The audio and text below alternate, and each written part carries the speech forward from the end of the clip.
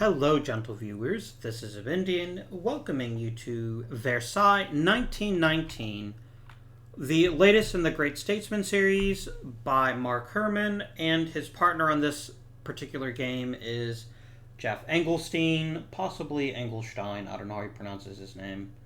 This is actually the third game in the Great Statesman series. You've already seen one of those games on my channel, which was Churchill. The first game in the series was Pericles, and I haven't decided if I want Pericles or not yet. It seems like a super cool game, but I'm not sure how well it balances for two. And because I play most of my board games at home with my wife, I try to make sure that all the games I pick are well balanced with two players.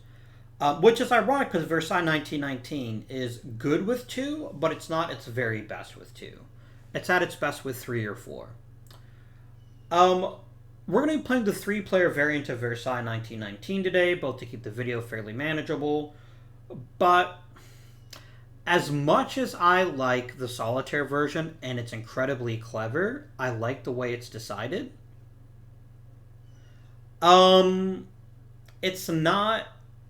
It's such a different experience from the actual game that unless you're buying the game just to play it solitaire, I don't think it's as productive to show you the solitaire version of it. There's also some missing components in this particular mod that doesn't exist. It's not anything I couldn't work with, but it's another factor. I'm just going to do a straight three-player game.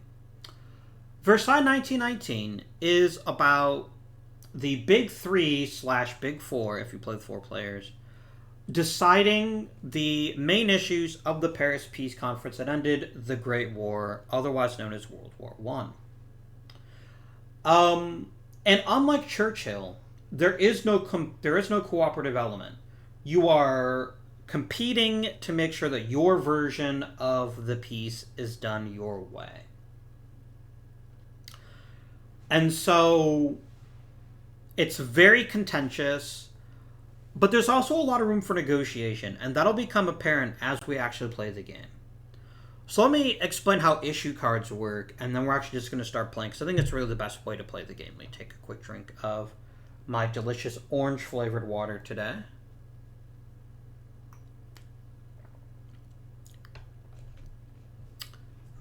Watery.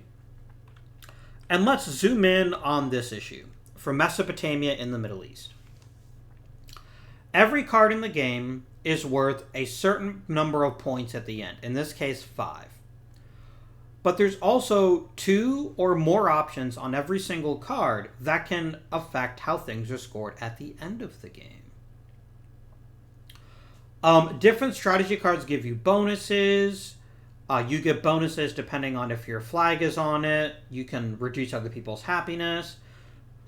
So every issue can be decided in multiple ways. And the best part about this game is any issue, once it's settled, could be unsettled if things get really, really nasty in another aspect of the game. So nothing is ever guaranteed. The game is divided into multiple regions. There are 6 regions. Sorry, there's 5 regions in the game, plus league issues, plus reparations issues. So I think there's 7 categories. I might be wrong on that. And then each one involves a specific area or topic.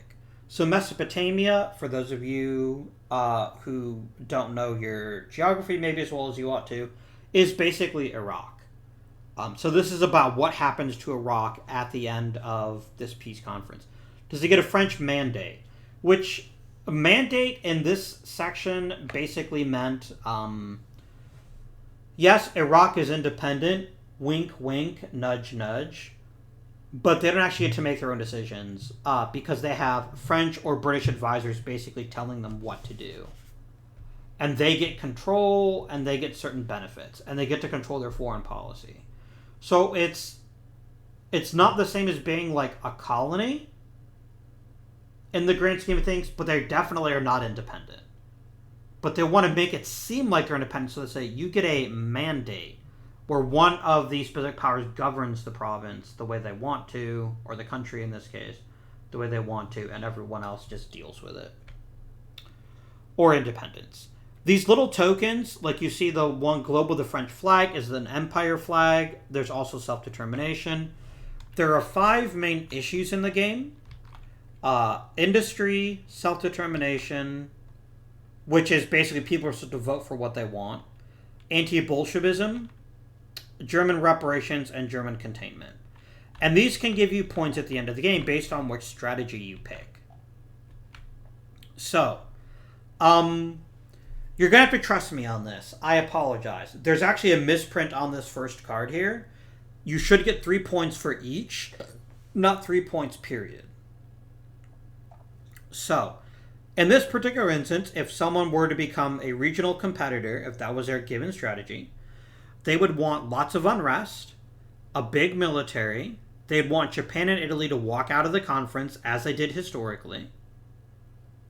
No, actually, I think Japan signed, but they didn't get very much out of it, and they were pretty unhappy about it. Italy definitely walked out, though. And they also get some other bonus points for other things. But if you look at outlawing war, for instance, I would want German containment, anti-Bolshevism in particular, self-determination, and low unrest.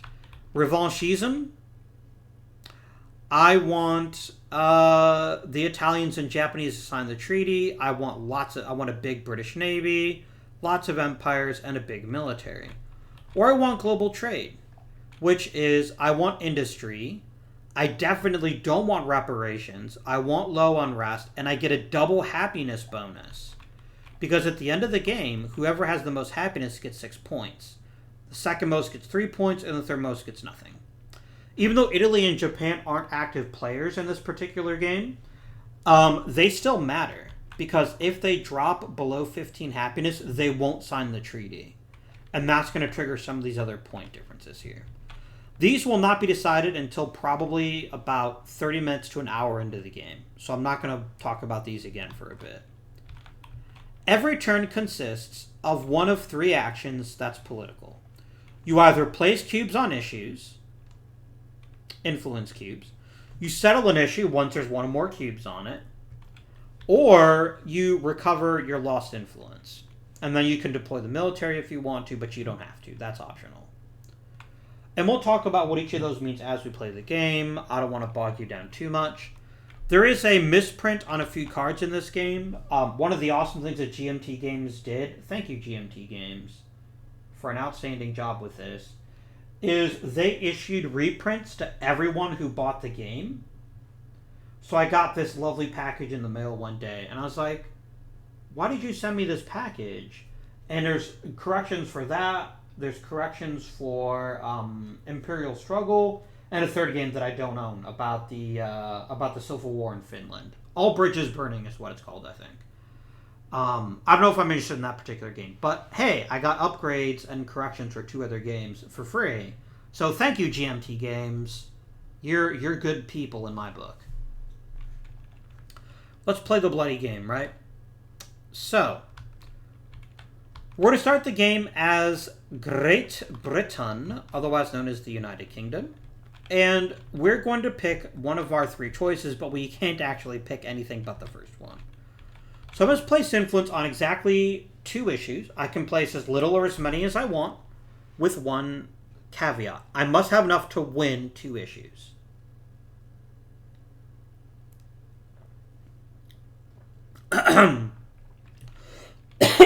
Oh, excuse me. That kind of went down the wrong pipe a bit. Now, this is important because you can bid influence on issues that are on the table or in the waiting room.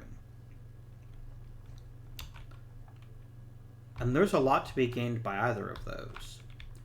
So, this is a reparations issue. It's worth 6 points at the end of the game. That's massive.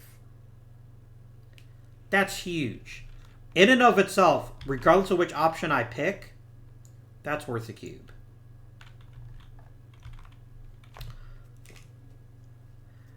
And then Mesopotamia is also an issue of great interest to me as the UK, because I could get an empire flag on it. Empire flags always give that empire points at the end of the game, without exception, no matter which option you've picked. But you can get double points in certain circumstances. So this is definitely another issue they want to get involved in. Like here, yes, there's a bad option for Britain, but it's not the worst. This is a very bad option for Britain. I'm actually going to spend 3 cubes here. I don't want Mesopotamia slipping through my hands here. As we go through the game, I'm going to try to talk about the history a little bit, at least to the best of my knowledge. And if I get things wrong, please do correct me. I've studied World War One a lot, but it's mostly been from the Russian perspective, so I know I'm going to make mistakes about other areas of the world. So if I do make any, by all means, let me know in the comments. So reparations, the defeated powers in World War One were meant to pay money to the victorious powers as punishment, as indemnities for their role in starting the war. There's actually an official piece of the Treaty of Versailles, Article 231, called the War Guilt Clause, that basically said World War One is all of Germany's fault, and therefore Germany deserves most of the reparations. Here we could say, no, we don't want reparations, which makes France and Britain unhappy. Or we could say yes, which makes America unhappy and also makes Europe a little bit unhappy. But that's it for Britain's turn. They could deploy a military unit, or they could even demobilize one to get a bunch of happiness if they wanted it. But they don't really feel the need to push the military angle just yet. They're content to end their turn. Now, America could, if they wanted to, settle the issue for Mesopotamia or the indemnities. And you're like, but why would they do that? That's silly.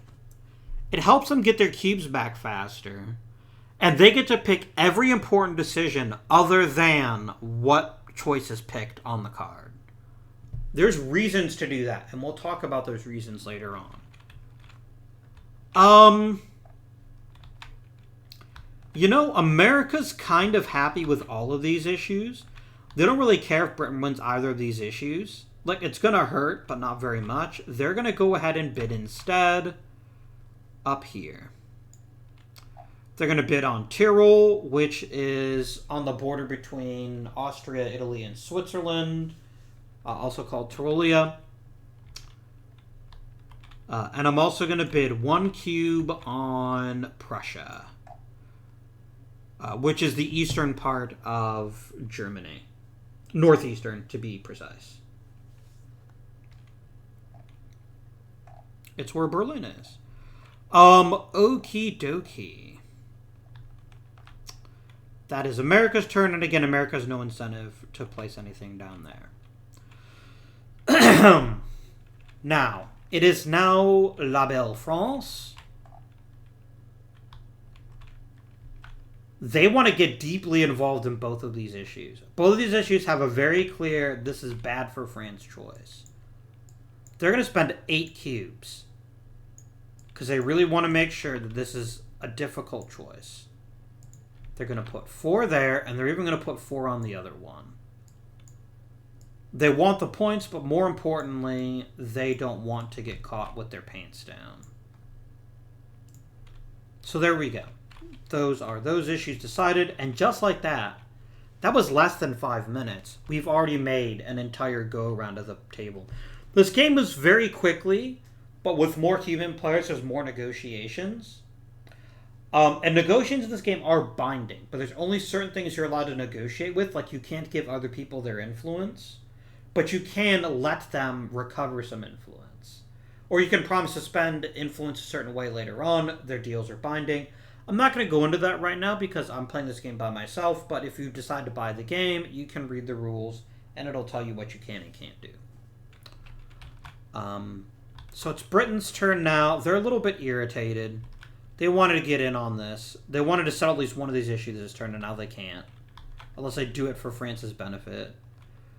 There's some objective to settling one of these issues on behalf of France, but they're going to say, I'm not going to give up to the bloody French.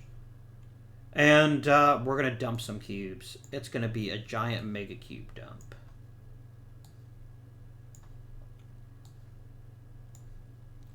I'm even going to add a bonus cube here just to really stick in the knife. And America's like, I'm sitting on a giant pile of cubes. I could basically punt on these 2 issues, let Britain and France duke it out, and then I can swoop in with an incredibly dominating position on these issues. And there's actually an incentive to being the last player, because you get to pick your strategy card first. when the first uprising happens. So I think they're just gonna double down. They're gonna put a cube there, and then they're gonna add a cube to Prussia. There we go. So America's taking kind of a let me spread out the risk while Britain and France fight desperately over these two issues. And France is like, I have 7 cubes. Britain only has 4. I can guarantee one of these issues comes to me. But I have to spend an awful lot of my chips to do that. And it's not like France doesn't care about these other issues. They very much do care about them. There's no way France wins both of these issues. But they have enough chips left that they can push in all of them on one of these issues.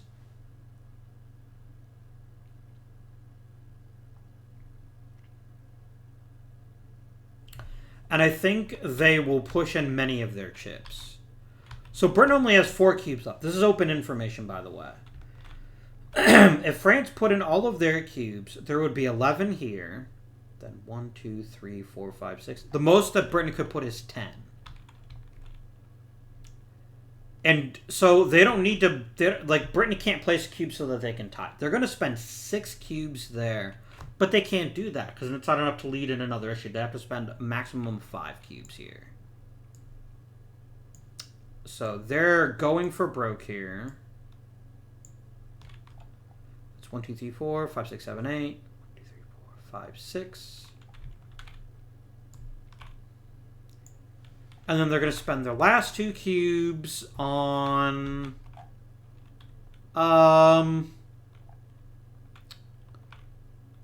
Probably Tyrol.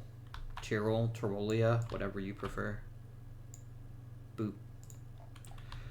And now Britain has an interesting choice. They can either settle Mesopotamia on their own behalf, or they could settle France, or indemnity for France. Which gets them all of their cubes back, and puts them in a position to control. But I think they're actually more than happy to get Mesopotamia. They're going to say, I'm settling the issue for me. So France get half of their cubes back. And half of them go into the giant exhausted area. You can only get these cubes back by certain events, or more commonly, by just taking the recover action. And all of Britain's cubes go into the exhausted area. Now, Britain gets to pick a choice here, and they're going to take the UK mandate. They're going to put a British Empire token on it. Just as a reminder that this is the issue that we picked, the US is going to lose 1 happiness. They don't like that Britain took Mesopotamia as its own mandate, even though that is what happened historically, by the way. Britain took control of what is now Iraq for quite a long time. And then there's some instability in the Middle East, because they don't, obviously they want to rule their own country. They don't want the Brits doing it for them. So the next thing that happens here is we have Take Ionescu, representative from Romania, and he wants an uprising check in the Balkans, where actually there can't be one, because the Balkans are at such a low level. They have an X, which means there's no way they can ever have an uprising. So basically nothing happens for this event. Now Britain gets to pick which event comes down. And really, all of these are good, but they don't want to help out France. So they're going to take down labor reform. This is a decent choice for them. The alternative is Tyrol, but there's no way that France would pick that over picking the indemnity. This is too valuable a card. And then we also pull down an event. Mr. Chaim Weizmann, of the Zionist leader, who wanted a permanent homeland for the Jewish people, and Marie of Edinburgh, the Queen of Romania. That will let you try to start an uprising if you wanted one. Otherwise, there's just a guaranteed one in the Middle East. Let's do the Middle East. No, wait, I'm Britain. I don't want the Middle East. I'm the only person who has a Middle East issue. That would be bad for me. So we'll pick Queen Marie here. Next, I get to pick which issue goes on the waiting room. I can either take the discard pile, or I can draw 2 issues and pick one. And I really don't care about this issue. The Dalmatian Islands, I could not care less about them. Let's flip over the top 2. Interesting. These are both good cards. Military intervention is worth more. And it offers the possibility to help both America and Britain. Like, we'd both get a point at the end. Or, sorry. No, only whoever controlled the issue would get it. This would instantly be a fight between America and Britain, because they would want to be the one to settle it. Although there's some other reasons you would care about that. This is going to be between France and Britain. But it's also much lower stakes to begin with. So this is one of the reprinted cards, by the way. You'll notice here it says America gains unrest. America can't do that. It's actually America loses happiness. That's another one of the reprinted cards. There's only 2 of those cards that are reprinted. They reprinted the play rates because there's a mistake on those. And one of the strategy cards that I've actually already told you about. This is worth more. And it's a league issue. But we don't have the one that gives you bonus points for league issues, for the League of Nations. So we're going to pick the one that's worth more, I guess, and then the other one gets discarded. That issue has been settled. We have done everything we needed to do, except for flip over a new event card. And now we do what's on the top here. Speech. Keith Murdoch, the father of Rupert Murdoch, says each player loses 1 happiness per deployed military. No one has deployed any military, so nothing happens. Now that the issue is settled, Britain may want to actually deploy their military to help protect their interests in the Middle East. And there's even another bonus if they do it. If they come over here, they could spend 4 happiness and get 3 cubes back. Or 2 happiness and get 3 cubes back. I think they're going to do that. Britain wants to protect their investment in the Middle East. So they're going to lose 2 happiness. Early in the game, losing happiness isn't such a big deal. They lose 2. And they gain 3 of their cubes back. Because they can pick to take their military action before or after the turn, here it's not such a bad idea. This also effectively acts as a cap. Unrest can never push beyond the military. So this basically means it'll never get to the 3+ stage unless we redeploy our military somewhere else. But we can also jigger with uprisings if we want to. So that was Britain's turn, and now it's America's turn. America could go for some low-hanging fruit, or they could, again, keep investing in the future. And I think they're going to keep investing. I'm going to spend 2 cubes there.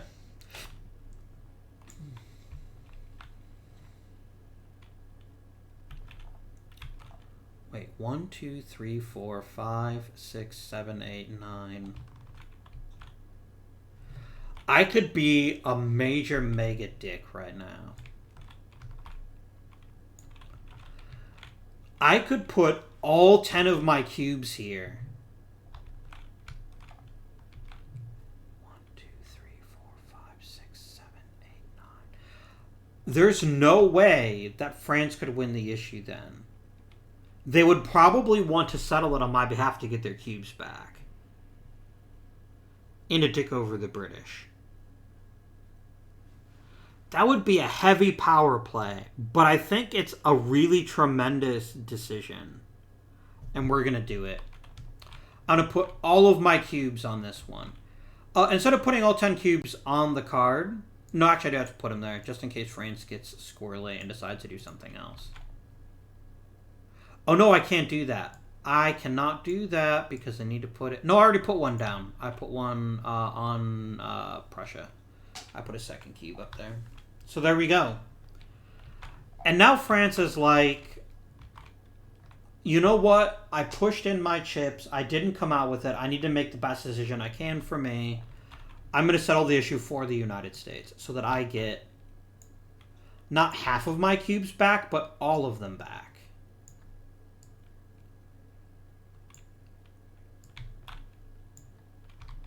Which makes me a bigger power player in the future. Britain only gets half of their cubes back. The other half come over here. Oh, America didn't place any military, but they didn't want to. And you get half of your cubes back. And America, even though they're not the one who settled the issue, they still get to pick. And they're going to pick the one that dicks over Britain and France. They're going to say no indemnities, which is good for industry. France loses 2 happiness, and Britain loses 1.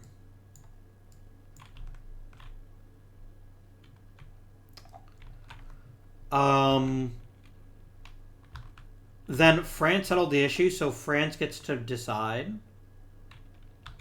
They're not going to spend an influence, just add a bit of unrest. That's pretty silly.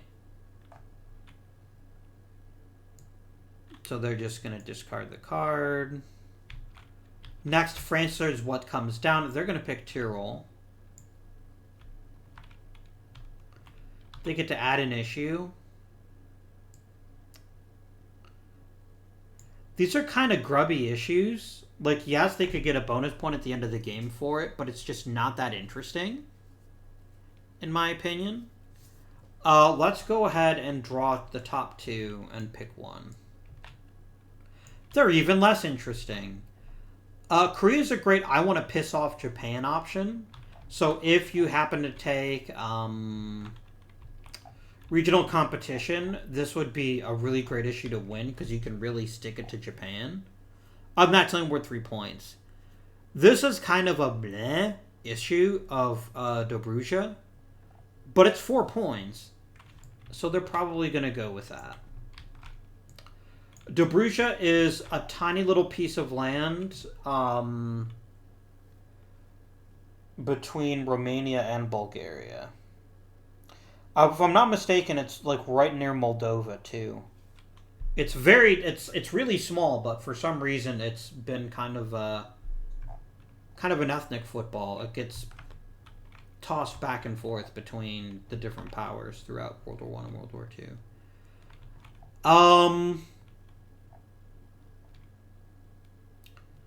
As France, stirring up a Middle East rebellion actually makes a ton of sense. There's definite benefit to doing that. And then they're going to go ahead and put out a new event.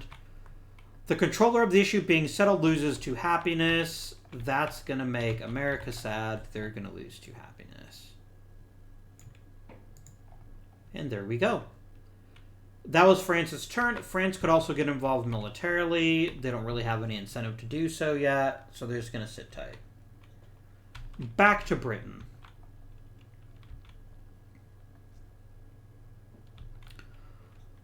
Britain is going to bid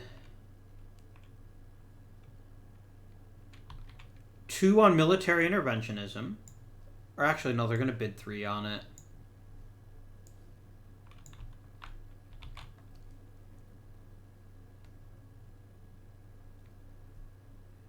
And they're also going to go ahead and put 1 on Dobruja. That's fine. Very cautious moves by the British player. And then militarily, they're fine where they are. They don't really care. So they're going to pass to the U.S. The U.S. could settle an issue, but that doesn't make a huge amount of sense for them. Like, it's a way to gain more points, I guess.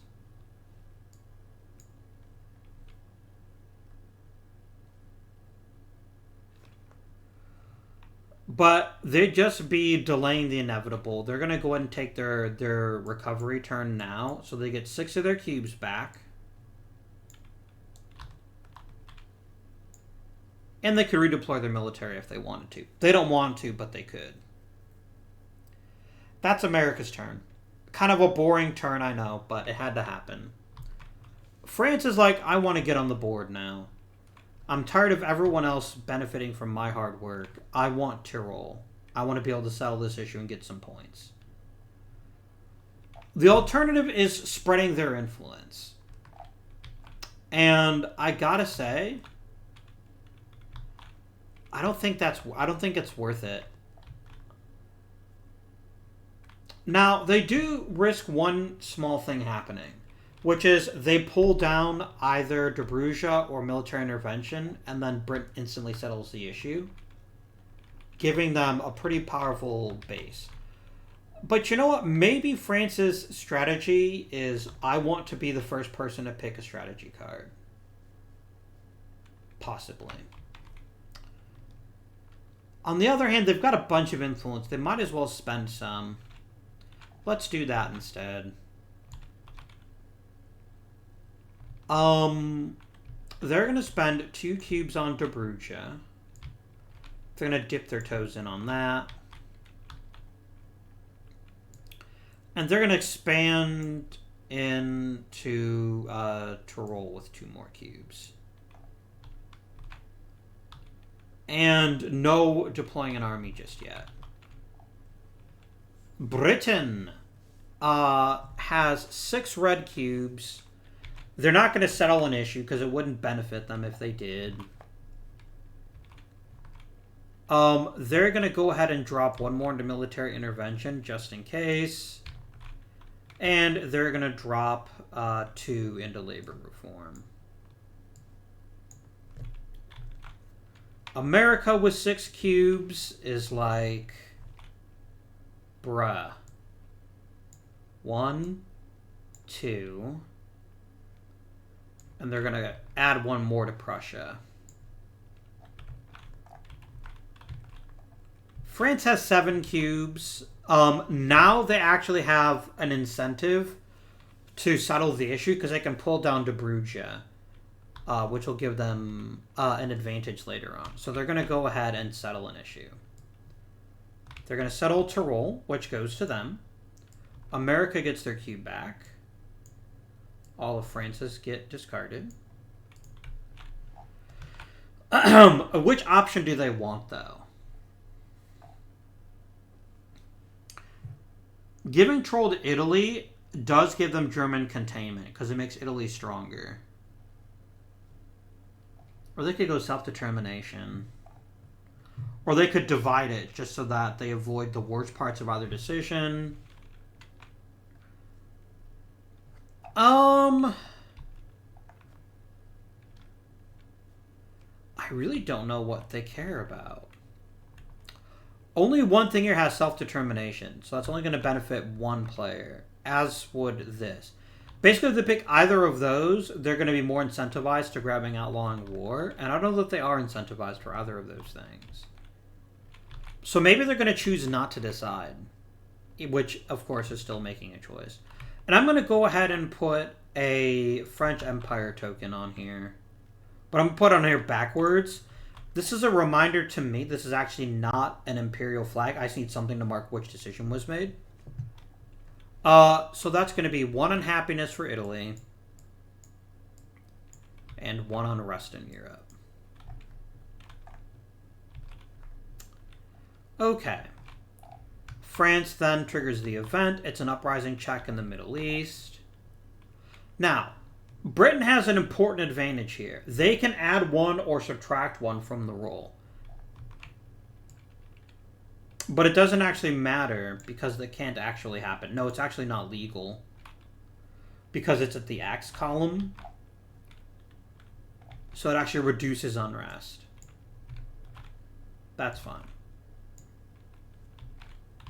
Next, we pull down an issue. And they could invest a cube to be the one to make the decision here.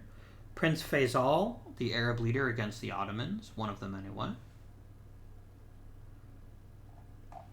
I want the ability to make the Middle East uncomfortable for people. Specifically Britain. So I'm going to bring this down. And I'm even going to go ahead and spend a cube to make sure that I get to be the one to make the decision, regardless of who settles the issue. Because that matters to me a lot. I'm going to bring down Dobruja. I'm going to I'm going to spend a cube so I can bring up Togoland and Cameroon. Because no one else is getting involved in Africa, which is maybe a real strength area later on. I did spend a cube for that. You can see that here. If you pick the top card at 0, you can go down 1 and spend a cube, or go down 2 and spend 2 cubes. And then last, but certainly not least, we play a new event. Uprising check with a -1. It's our pal Ho Chi Minh. He was actually in the hotel kitchen staff at the Treaty of Versailles. That's going to be a -1 to whatever die roll, but there is no legal uprising check that could be made, so nothing happens. That concludes France's turn. Now, Britain. They are really tired of investing in military intervention and not getting any benefit from it. They're going to fire labor reform because it gets them 2 cubes back instead of 1. But yeah, right now, they're thinking, this has been a waste of my time. If I can't bring this issue down, it'll never get settled. So I'm going to settle labor reform. And it goes to America. Britain gets both of its cubes back. America gets none of theirs. And America gets to pick the decision. And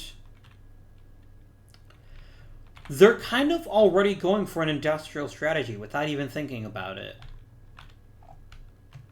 That's what they're going to do. They're going to actually not make everyone happier. Because there's other ways to gain happiness. They could always like demobilize a unit and gain 5. So there's no reason to worry about happiness this early in the game. They're going to go ahead and they're going to say, no, we're not going to do any labor reform. There is not going to be an international labor organization. I want industry. And already America's telegraphing what their probable choice is going to be, which is going to be global trade.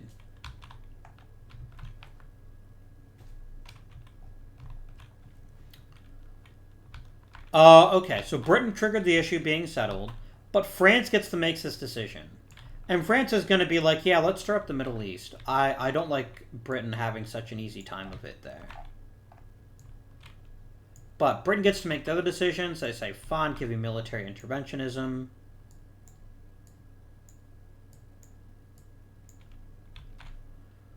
They're going to pick which one of these comes down. A powder keg of the Pacific could really stir things up there. No one has a Pacific issue yet, but it's still an interesting thing to think about. Britain doesn't really care about either of those, so they're going to draw 2.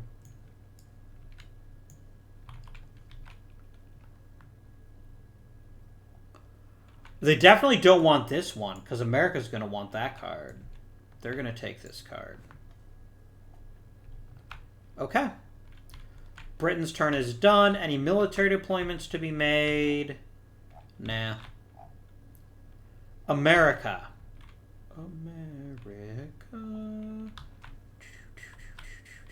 Sorry, I can't do any more of that. I'll get sued.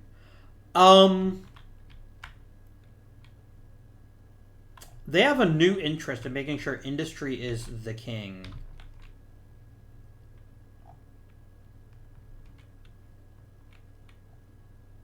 Yeah, they really want Prussia.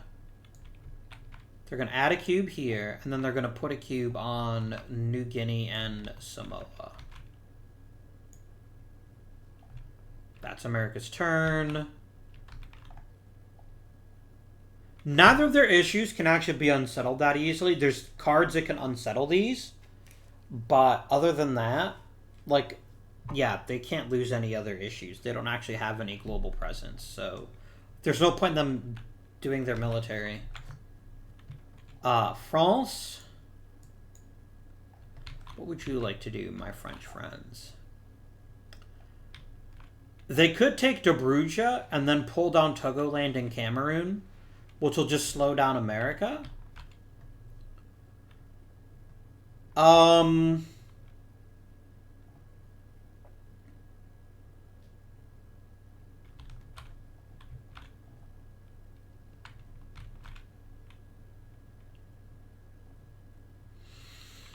Hmm...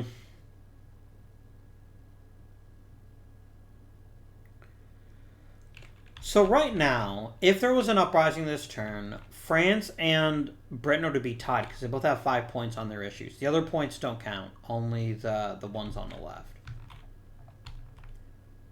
Is it worth taking this issue, being the second place player, and provoking a very likely uprising in the Middle East to take away the Balkans, which will then give Britain any choice they want? Does France feel really strongly about either any of these choices? I don't think that they do. I don't think that they do. So I think they want more points because they're not as invested in what the strategy market is. They're willing to be second or even third. They're going to go ahead and settle this issue. Britain gets their cube back. France gets 2. And I know they could pick giving Dobruja to Romania or to Bulgaria or the plebiscite. They're going to give it to Romania. They want an uprising in the Middle East. They're tired of Britain lording this card over them. They want a chance to decide it for themselves. So they're going to take the... Again, we're going to use a backwards empire token. Increase unrest in the Middle East. Then the event triggers. Let's add a powder keg to the Pacific. That'll be fun. Just to stir things up a bit. France is going to bring down Togoland and Cameroon.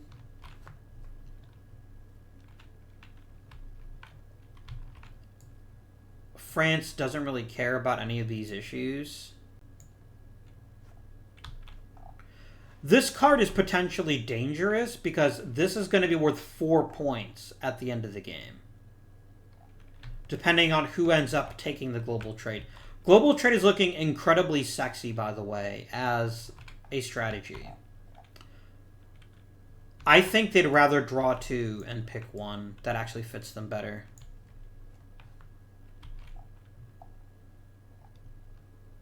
Southwest Africa doesn't really help France. Neither does the Baltic states. But these options actually could result in more bonus points. So they're going to take that one. I'm just going to kind of pick it kind of arbitrarily. We then... Wait, what?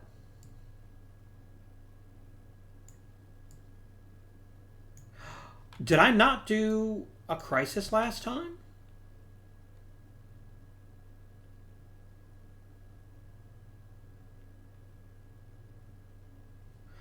I didn't put another card out. We should have done this. It's an uprising check. At the time, nothing was legal, so I'm just going to ignore that. And that gets discarded. Sorry about that, friends.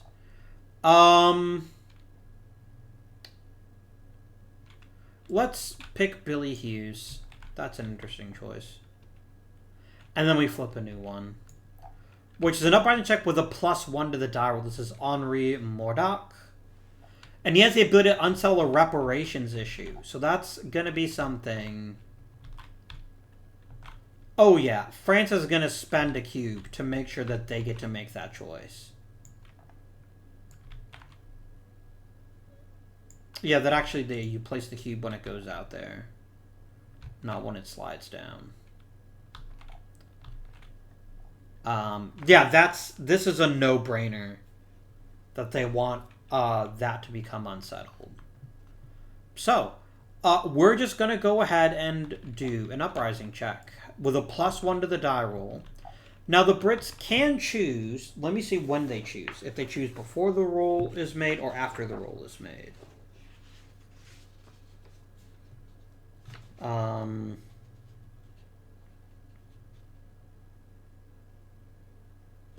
So they have to modify the uprising roll.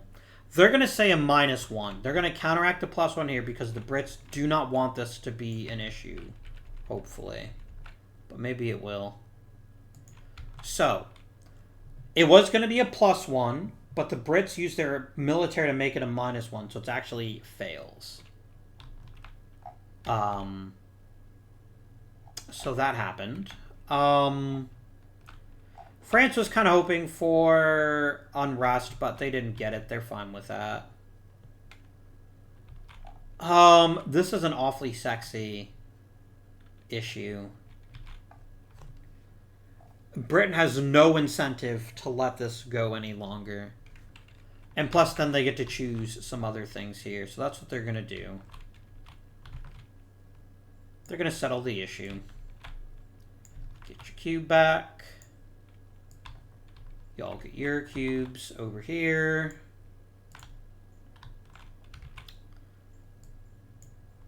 They're going to pick the British Navy option. It's technically a British and American Navy option, but it only matters who controls it unless there's a generic card that gives people some free stuff. What the heck is that?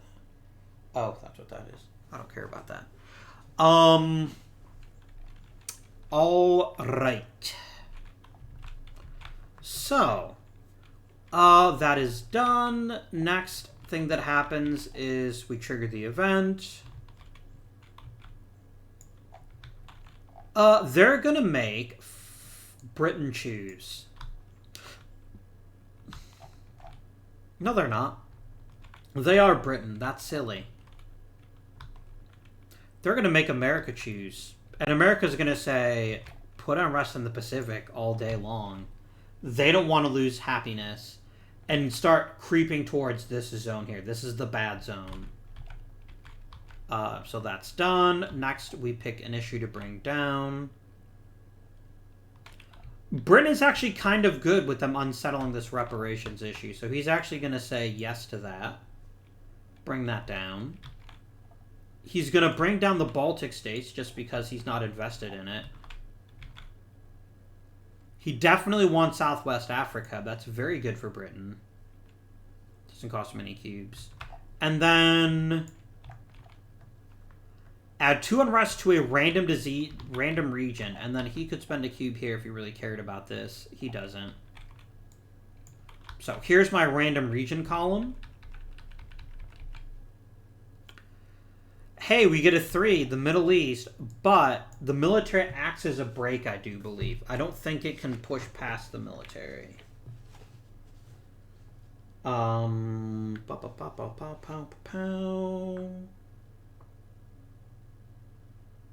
Yep, it just stops. So, there we go.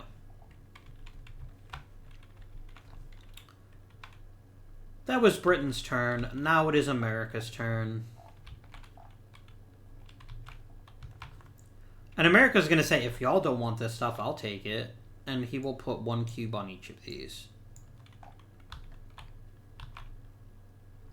And France is like, most assuredly, I would like some of these. So we're going to put 2 cubes there. And they're going to drop a cube on Southwest Africa. That's an interesting choice for them to make. Back to Britain. They've got a lot of cubes. They're going to spend 3 here. And they're going to spend 2 in Southwest Africa.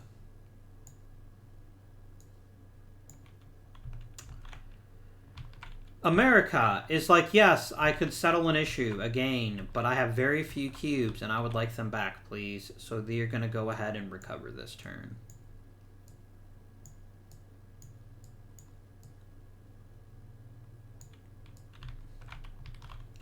And a boop. Does America want to deploy its military? No. They don't really care about that. France. No, France cannot place influence because they've only got 2 cubes. But they might actually want to recover.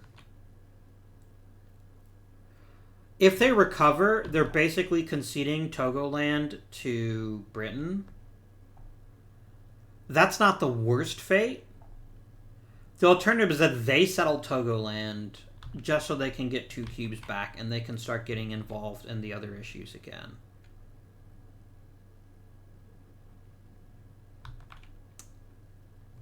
And then they could bring down, say, New Guinea and Samoa.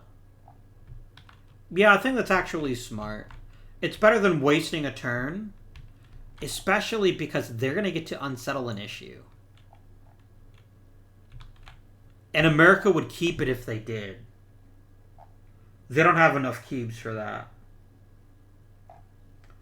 Because the reparations issue has this military thing, which means you can only bid influence to try to keep it. So yeah, they're actually not going to settle an issue. They're going to recover 2. 1, 2, 3, 4, 5, 6. Their turn is done. Does Britain be boring and also do it? No, because they would also like a chance to win the reparations issue. This is a ticking time bomb in the very best of ways, and that it's something that people would be very interested in. They're going to recover too.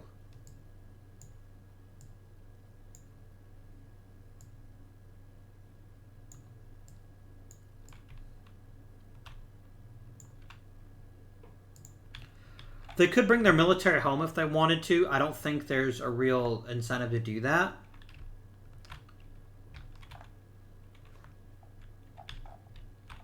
And they can't deploy a second military unit there. So yeah, they're just going to sit tight. America is looking very nervously. He's like, guys, why are you hoarding cubes?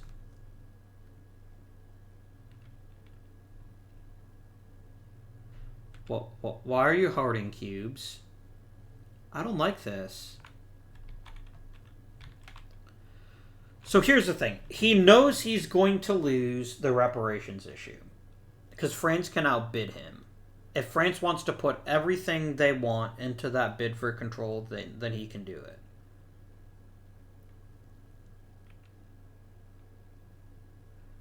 And until someone passes, they're not out, so we could just keep going until everyone passes. The question here would come from the French player. Am I willing to spend 8 pieces just to win this issue? Like, it's a great issue. Like, it's 6 points, and 6 points is 6 points. There's no disputing that. And he could piss off the Americans a bit. And that's also good.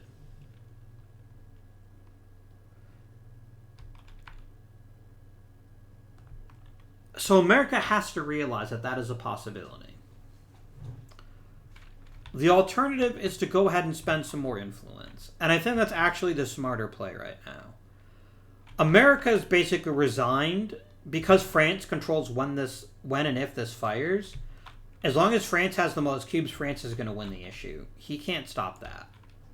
So he's just going to go ahead and get involved in some other issues. He's going to mitigate his risk, which has been his strategy all game long.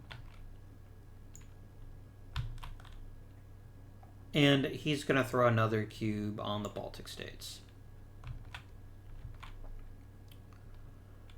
France is like, will the Brits make me pay 8 cubes to get that issue?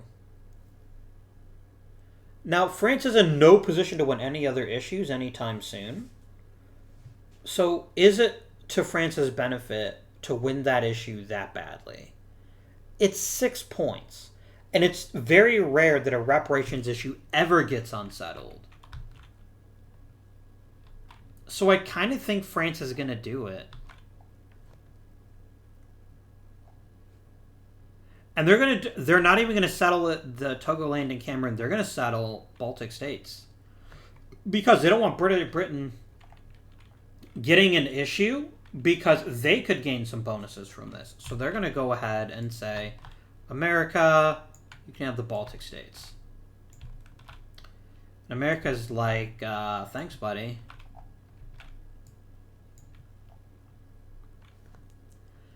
This is the ultimate hedging bets option, though. I mean, they could go for even more industry, but they're going to lose this one most likely, and they don't want to make themselves unhappy.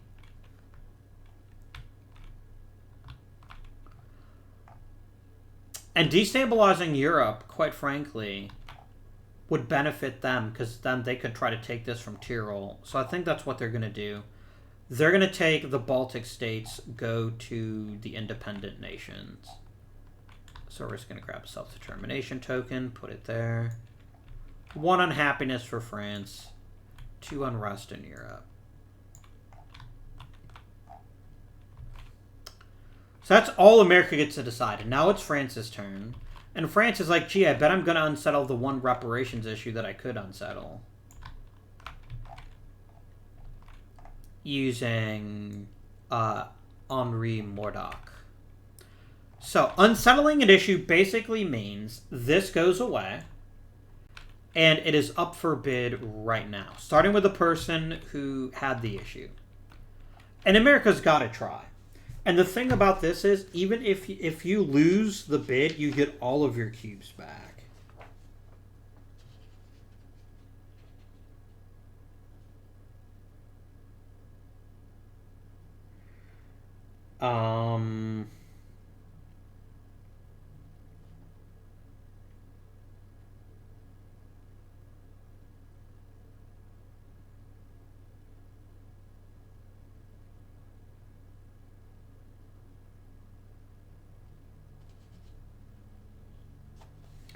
Yeah, that's what we're going to do. So, there's certain limits to how much you have to bid.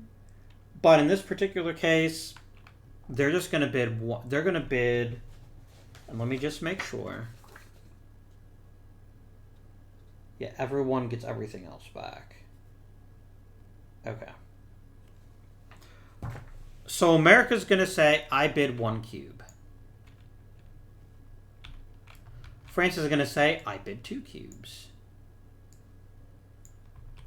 Britain's going to say, I bid 3 cubes.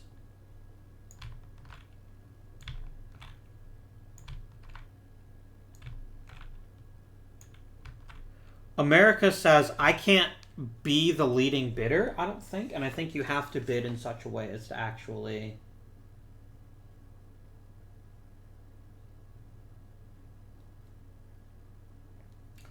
There's actually no requirement that you actually beat the other person.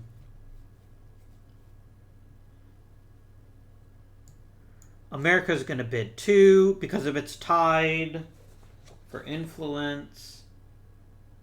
I actually don't know what happens to it then.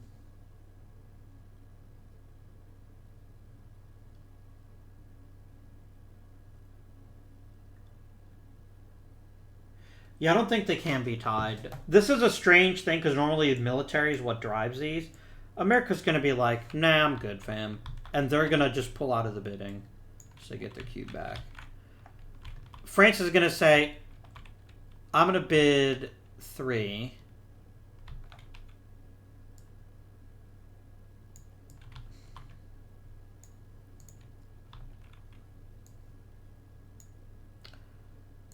So they now have, yeah, they have 1 more, and they have, wait, is it going to end up tied? No, it's not. France will end up with 7, and yeah. Basically, Britain has no incentive to not keep bidding, unless you think for some reason France would withdraw. But this is a 6-point card. There's not a lot of these in the deck. So I'm just going to assume that logically both sides just bid it up to bid the other person up, and then France ends up winning it. So Britain gets their cubes back. Basically, France sold out for a guaranteed card that they'll probably have at the end of the game. Which is certainly not a bad strategy. There's a very high percentage chance that this issue will never be contested again. So France wins it, and they get to decide what happens. They don't want to make their people any more unhappy than they already are, so they're also going to pick. They're going to pick yes for indemnities, which makes America unhappy and makes Europe even more of a powder keg.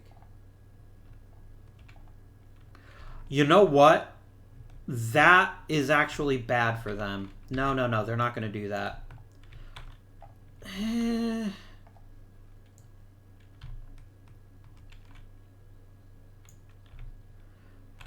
Yeah, there's already a pretty high chance that they're going to lose Europe if they do this.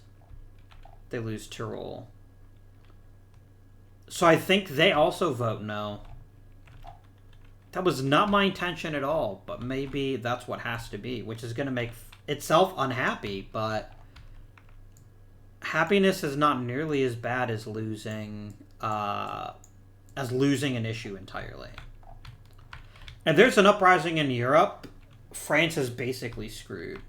To the point where France is probably actually going to go ahead and deploy a military unit once the settling of the issue is complete. So France gets to pick an issue to come down. They're going to pick Mr. Murdoch here. That doesn't get flipped yet. They're going to bring down New Guinea and Samoa. Make the stakes a little bit lower for a bit.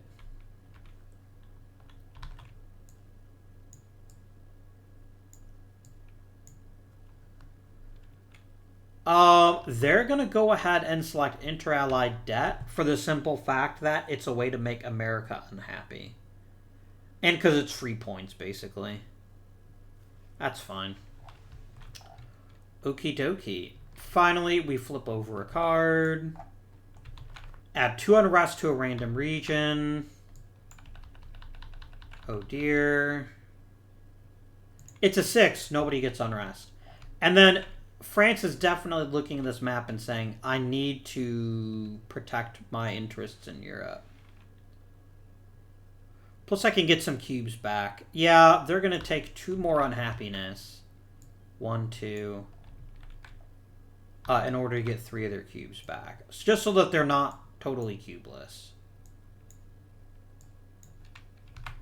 There we go. France's turn is done. Over to the UK. We have not had an uprising yet. This is a very strange game in that we're quite far along into the game and we still haven't had our first uprising. Britain has 7 cubes. They really want Southwest Africa. So that's what they're going to do. They're going to take 4 of their cubes and drop them in Southwest Africa. And then they're going to drop 1 cube on inter-allied debt.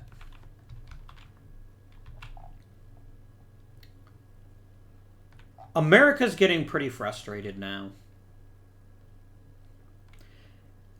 And they're going to do something about it. Because they're tired of these cubes that they have just being stuck. They're going to say, I'm going to settle New Guinea and Samoa. They lose their cube. They're going to decide in favor of it being independent, which gives them a U.S. naval flag. And then Britain loses to happiness. I need to check something super quickly here, which is at the end of the game, do you also score, it says siege strategy counter with your national flag, so that would include both naval markers and empire markers. Got it. Got it. That's a nice little card for them to have. They get to make the decision here. They're like, I do not want to unrest in the Pacific, thank you. They're going to pull down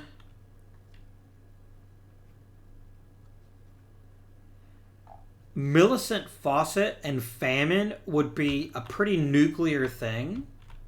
I kind of like it. They'll need to make sure they get a cube so they can exhaust 4. But yeah. When do you actually spend... Do you spend the cube when it comes down, or do you spend it when...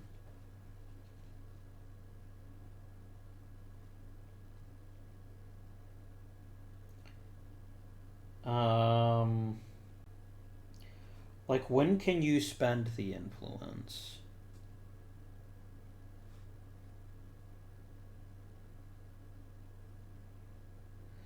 Oh, it's when you bring it down.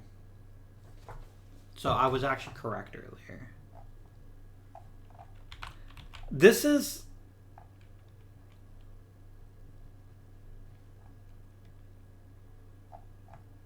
Yeah. This is the one I'll bring down. I don't know why there's actually an influence cube here, because it's not an optional event. Unless it's just I pick who goes first, and I don't really care who goes first. So yeah.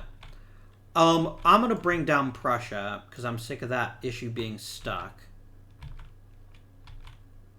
And then having the ability to screw over Korea, or to screw over Japan, is a pretty powerful card to have in your back pocket.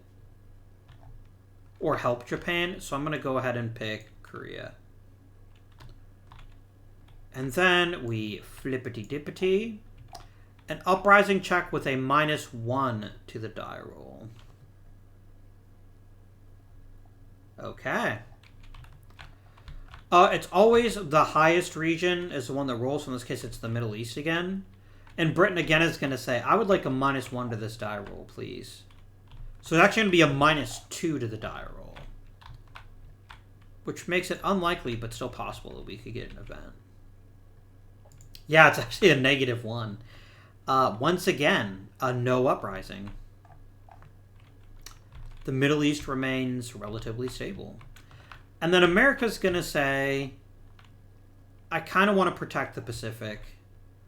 And the Pacific is pretty dangerous right now.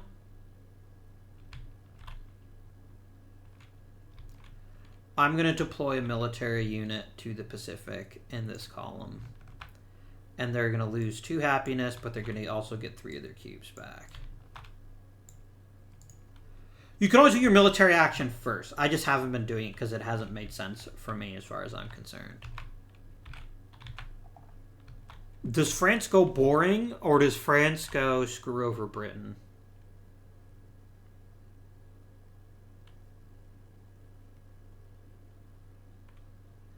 I gotta be honest, screwing over Britain always sounds like a good time.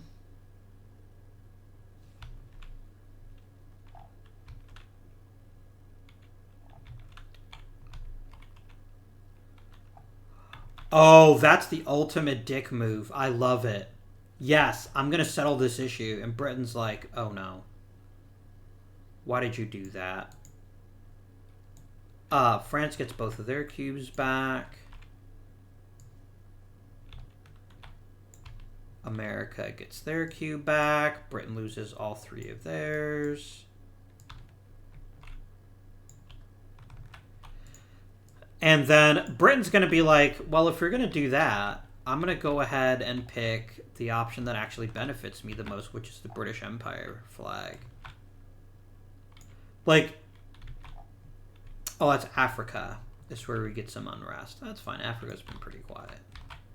And then France is unhappy, but that's not why this is such this isn't such a killer move for that reason.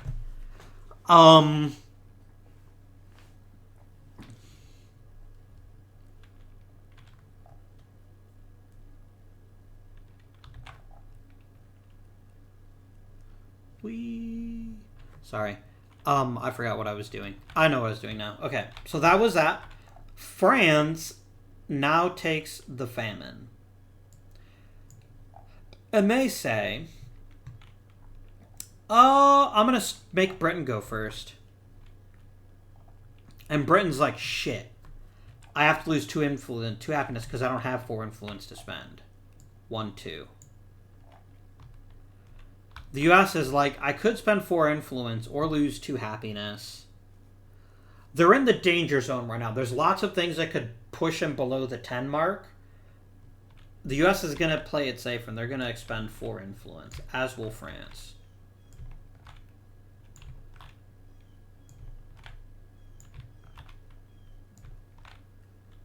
Because it's not a good risk to screw that stuff up. And then they're going to bring down Korea because it doesn't benefit anybody. They're going to flip over to... Hello, German, East Africa.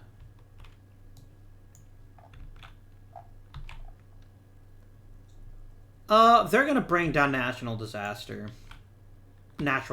sorry. And then they're going to flip over a card. Uprising check.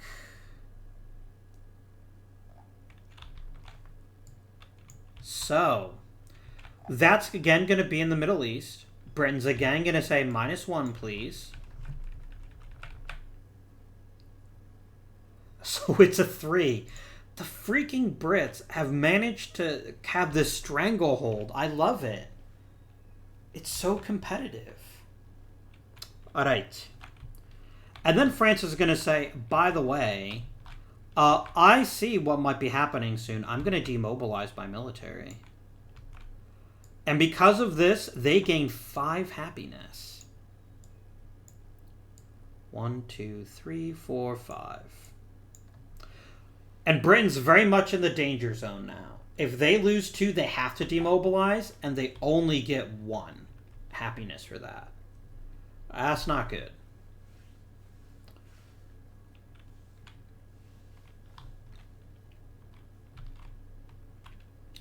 All right, France's turn is now complete. It is now Britain's turn. Britain's like, I'm gonna recover.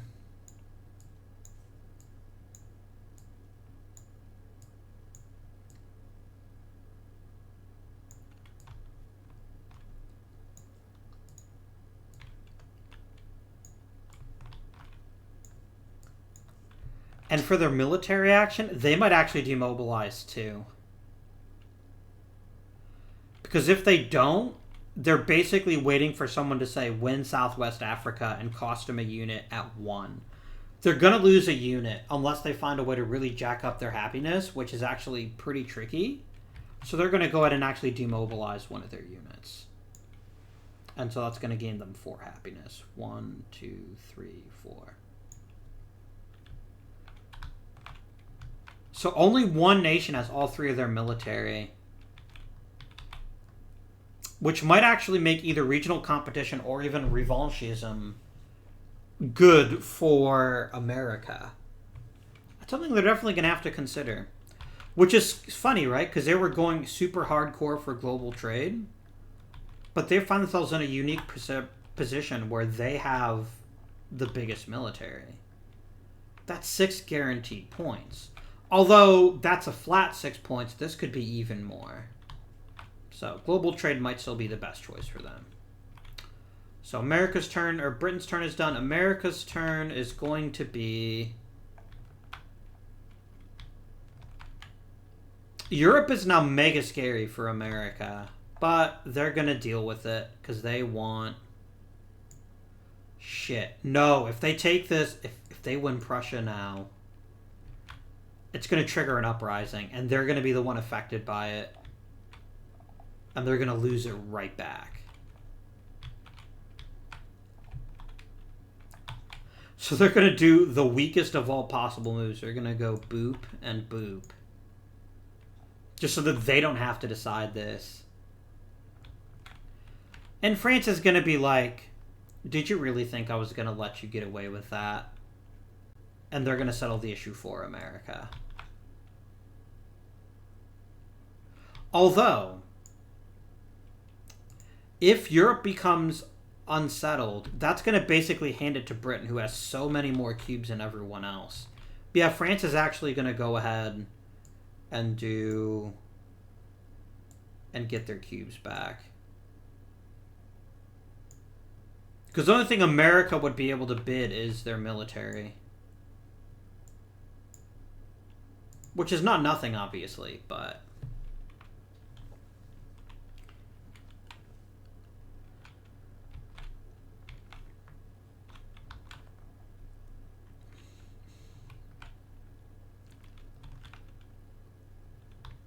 Britain really wants Southwest Africa coming down here.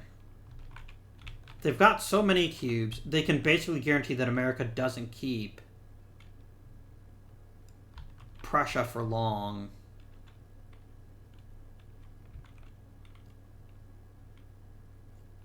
Yeah, that's what they're going to do. So they settle the issue on behalf of America.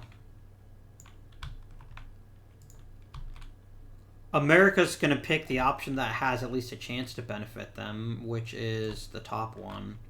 Because 2 unrest doesn't actually matter, because they can only go 1. .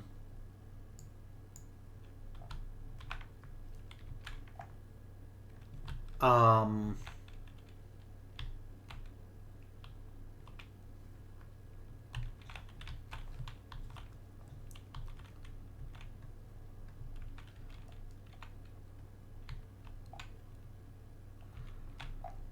So that happens first. Then this event happens. They actually will spend 2 influence for that purpose. It's actually a pretty good deal. Because then they can keep Africa. They can make Africa... Or, sorry. No, it would be the Pacific or for the Balkan. No, the Pacific only. They don't really care about the Pacific, so never mind. Give me my damn cubes back. And yeah, they're just going to let that fizzle. Next, we bring down an event. Yes, please, for Southwest Africa.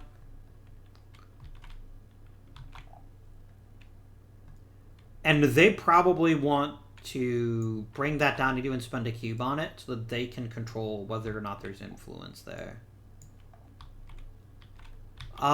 We then bring over an event. They love Shantung. Let's do that. And that is going to end everything but the event card. Uprising check +1 to die roll.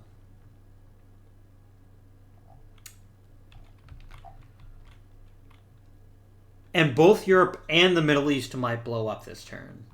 So we add +1 to the die roll. America is going, or France is going to say... France is going to say, add +1 to the die roll with my military. That's enough. We just had our first uprising, friends. Oh my goodness, that took a long time. It's very unusual for this to take this long, but that's just how things have happened. So, we do need to check for all possible uprisings before we go any farther.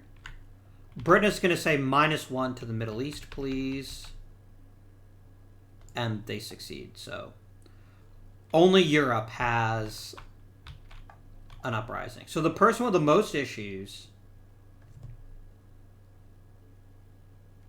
they have 2 European issues. Britain has 0. France has 1. And it's, as predicted, it's the one that was just spent. So this is now an unsettled issue, and we have to decide who wins this. Now, this becomes much more interesting because we can actually invest our military into these.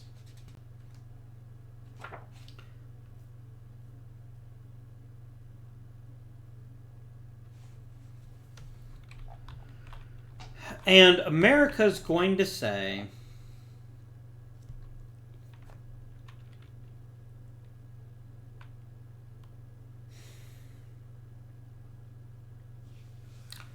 Like, again, France is going to win this issue if it wants to.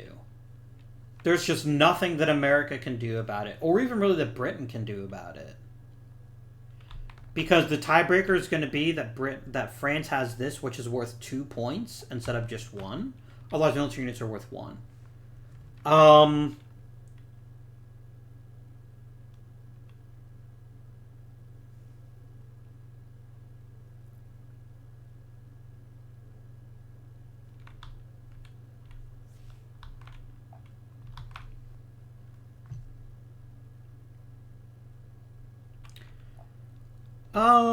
France could get really sneaky here if they wanted to. So America's going to open the bidding, and America's going to say, I'm going to bid 2 military and 1 cube. That is worth a total of 3 points. And if anyone wants to spend influence, they have to spend at least 2. So this is what the Americans are bidding. They're saying, we want a chance to get this back. Otherwise, they have to pass.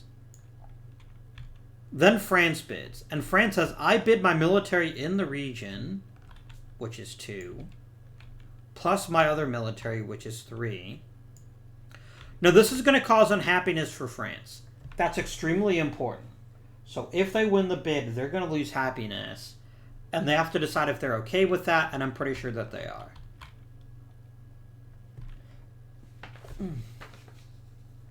So yeah, influence must equal...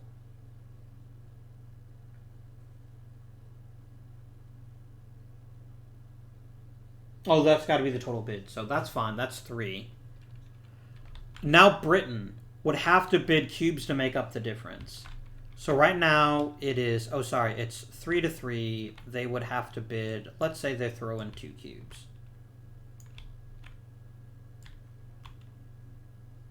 So, if Britain wanted to bid, they'd have to bid... Oh, okay.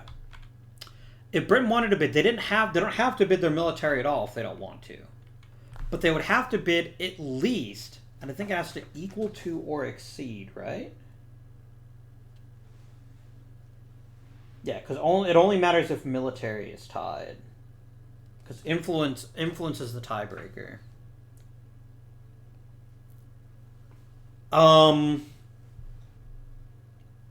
Britain cannot win this, but they could drive up the cost for France.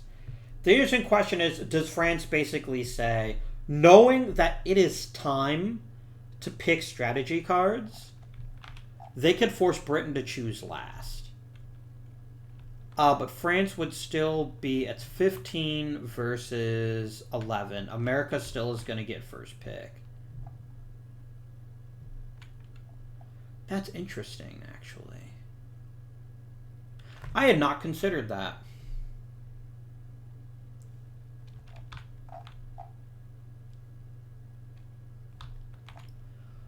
What if France sandbags on this and lets America win it, so America picks last and they pick first? That's 15. That's no, yeah. There's no way that France picks first. It's either going to be America or Britain is going to pick first. Right now it's America. But it would become Britain if America won this bid. So the question is, does Britain want to drive up the cost and risk France just saying, yeah, I don't care that much about it?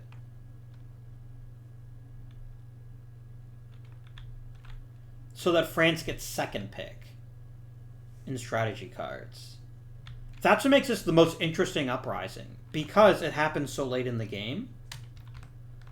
Does Britain even want to win this? Or do they want to let France have it for cheap? Or is Britain going to push and see if they can sucker France back in? Britain is not picking first unless America wins this card. But right now, America can't win the card. France would win it right now. Because if military is tied, but it's not tied. Because they had military in the theater, theirs is worth 2. As opposed to 1. So the question is, does Britain want to bid up France to make them waste cubes too? But then risk France just saying, nah, you can have it. I mean, they're not bidding any military, so they'd only lose cubes. I think the risk would be... Okay, so they have to bid at least 4 cubes. But the thing is, it doesn't matter, because Britain cannot win this, no matter what they do. Like, they could spend all of their cubes, and it wouldn't affect things, because military is first. Influence is the tiebreaker. And there is not a tie, and there never will be a tie. So Britain's just going to pass. No, Britain could bid 1 military, but again, they'd have to bid... It wouldn't matter. Because military matters first. So yeah, Britain's just going to say, bravo. America's going to say, damn it. They get their stuff back. France's military and cubes are all exhausted.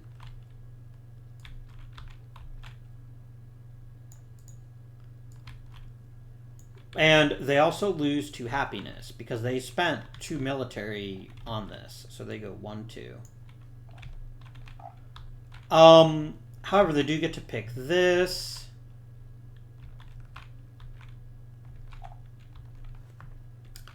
They're going to pick Danzig corridor because the one thing they don't want is they do not want... Now they don't want Europe to uproar. And so that gave them what? That was German containment. So what that means is the city of Danzig or Gdansk, depending on how you want to consider it, is basically cut off where Poland controls the city and a strip of land that gets them to that city. It's what happened historically, is this Danzig corridor. Because Danzig is a free city after this war. So let's increase European arrest by 1. Notice military gone. This can just keep ramping up and up and up. And after all that excitement, it was Britain's turn. Britain deliberately provoked that. The last thing that happens is... Oh, no, sorry. That happens after that. Because normally the powder keg would go up by 1, so this would go down, and then it goes up. So there we go. Yeah, because there's always a powder keg is added after unrest has happened there. Okay. Now we get to pick our strategy cards. And America has 8. And everyone else has much less than 8. America's going to take the one they've been kind of banking on, which is global trade. So this is going to give them 2 points per industrial. That's anywhere on the board. -1 if there's reparations. They get double whatever happiness bonus they would normally get. And for every region that's relatively stable, they get a point at the end of the game. They're going to go hard on industry. That is their incentive for winning the game, or hoping that other people go heavy on industry. So, the number 2 player is, that's 13, that's way more than 13, is Britain.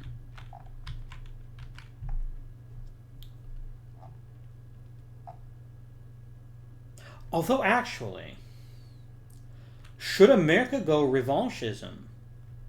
Because they're the only nation with 3 military. And once you demobilize, you can never come back. No, this is still the smarter issue. As long as there's at least 3 industrial icons, you'd have the same amount. And 6 points for this is hard to prove. No, actually, I need to rethink this. Because here's the thing. This gives him a point anytime anybody puts an Imperial flag down. If anybody puts it down, he gets a point for every British ship. Even if he's the one who has the card. Or even if someone else has it. If Britain takes this card, they would get a double bonus for every British one that they control. I think they are going to take revanchism. Yeah, it's that way they're not worried about happiness quite so much. So, Britain is going to come next, and Britain's going to look at the other possibilities. Global trade is still incredibly sexy. Oh,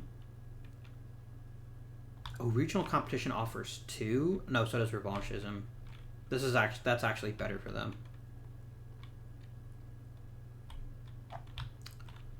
Regional competition, the most Britain would ever get out of the military bonus is 4. However, the world's already pretty stirred up, right? They could become anarchists and start pushing for more unrest. And it would also benefit them because they have 3 different regions. Or sorry, 2 different regions. Because there's only actually 5 regions in the game. The other issues don't count. Someone is going to take global trade. That's almost a given. Outlawing war is also powerful because it really covers your base as well. And there's a ton of self-determination on the board. And there's even more self-determination possibilities. And they get a bonus for containment. And they get one for anti-Bolshevism. I think they take outlawing war.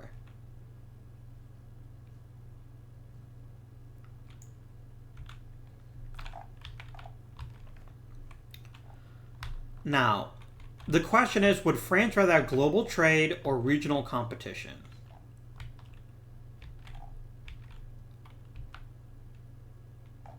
Um,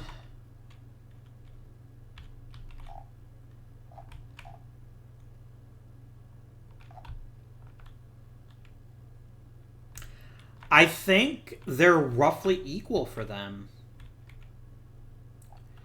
Regional competition would put them in direct conflict with the United States. And there's nothing wrong with that. Here's the interesting issue. Global trade is industry, but it's a penalty for reparations. Man, I do not know. Yeah, the U.S. picking revanchism was actually really, really smart. Which is interesting because historically they didn't go for that. That's what the British and the Italians had for a lot of it. And in terms of like the in-game actors, Japan was a major revanchist power. Bulgaria was. There's a couple of other examples. So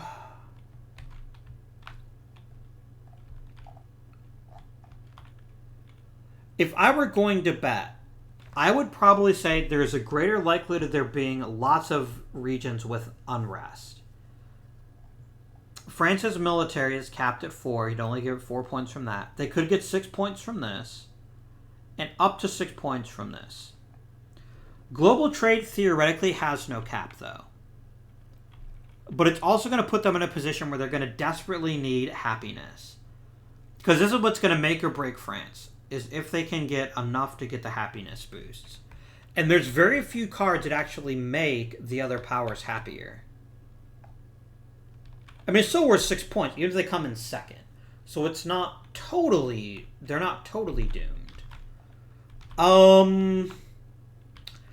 I think regional competition. I think it's just the better play for them. No. Global trade, final answer. The infinite cap on industry is what breaks it for me. So there we go. Now the real game can begin. Except it already has begun, because it's always been happening. Alright. It is now America's turn. It is America's turn. What do they want to do?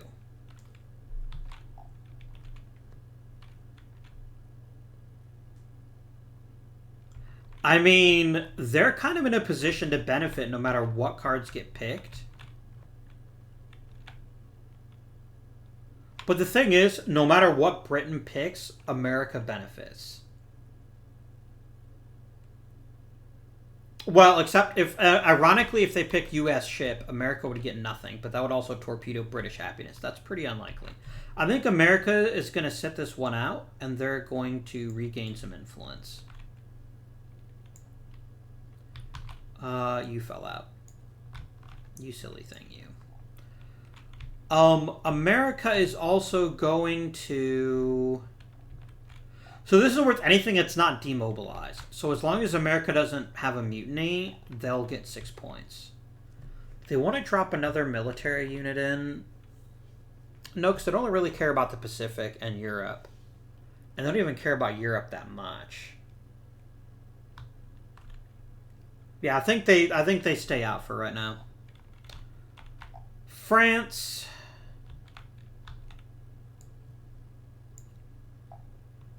France wants industry.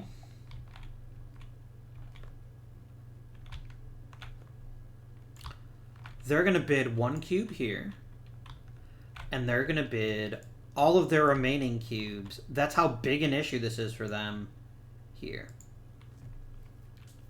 Like, this is worth 7 points to France and only 7 points to France. Everyone else, it's basically, who cares? As long as someone could just pick no effect just to dick over France. So that's the thing that they are concerned about. They're eventually they're going to need to recover next turn. They don't have a choice, but they'll survive. Britain.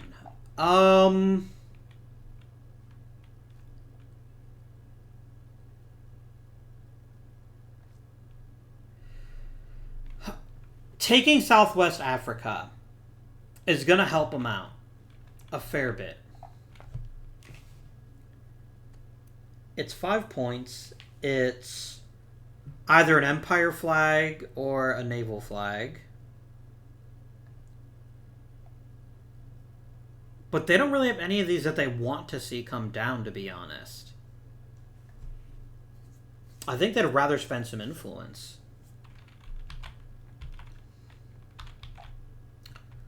They're going to spend 3 cubes on German East Africa. And they're going to spend 2 cubes on Shantung.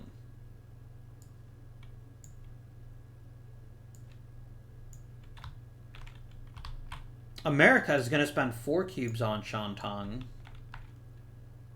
Because they could make this, like, this could get stupidly valuable for America if they win the issue and get to pick the policy.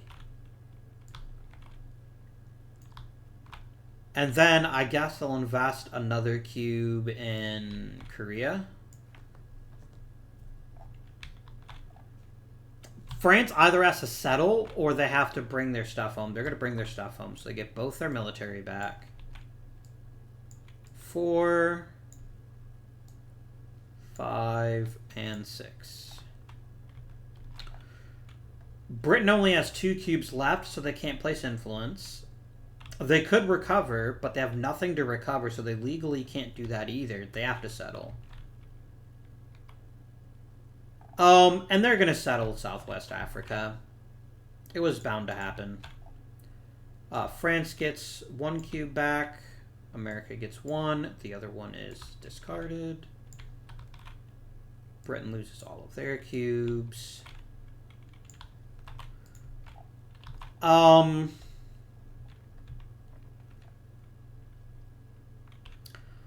Torpedoing American happiness actually has kind of a value all of its own.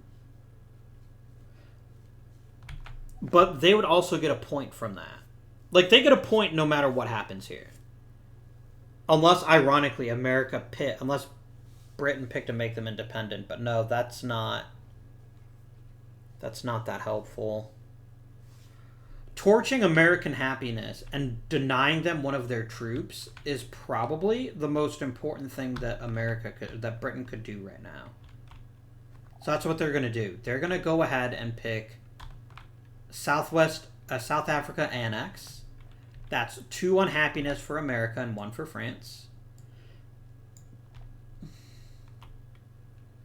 And 2 unrest in Africa.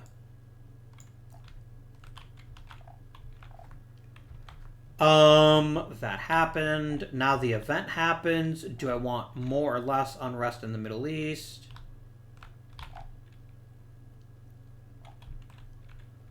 They're still the only people that have unrest. They're going to go ahead and reduce it by 2.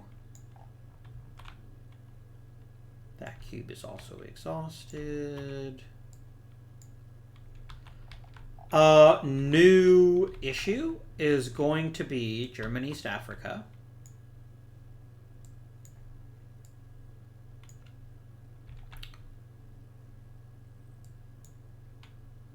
Was that cube on there? From something else? I don't know. I don't know why that cube was there. I'm going to put it in the exhausted just in case it's just something I missed. Do let me know in the comments if I did miss something here.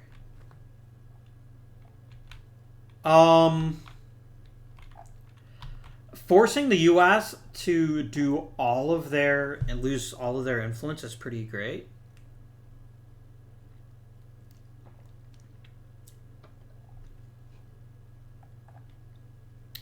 Either of these are actually pretty interesting. I'm going to go ahead and pick this one, though. Great Britain really wants to outlaw war, so that actually makes something like the Dalmatian Islands more valuable to them. They're actually going to go ahead and put that one up. There we go. Okay. I thought for a minute that I'd done something really weird, like put like 7 cards in one of these piles, but... Okay. Last but certainly not least, we flip. Add a powder keg to a random region. Okie dokie. We got a 3. That's to the Middle East. Now, we're so far up that it doesn't actually matter right now. But that's going to matter more if there is an uprising later on. Okay, it's America's turn. America sees people eyeballing their happiness, and they're going to say, nah, fam. I'm going to settle an issue for my own well-being.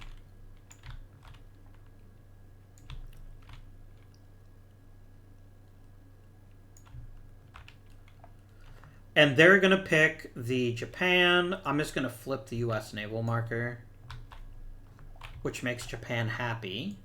It does increase Pacific unrest.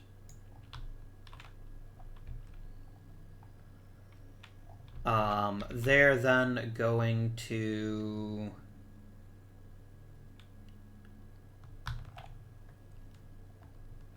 They're going to do what? Oh, then step 2, we trigger the event. They have to exhaust all of their happiness. Or all of their influence, rather. Which basically means the next turn for them is going to recovery turn. Oh, that's fine. What else would America like to do? They're going to pull down Shantung.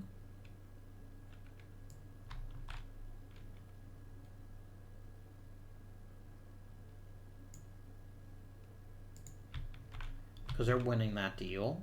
They have to go ahead and flip over 2 cards.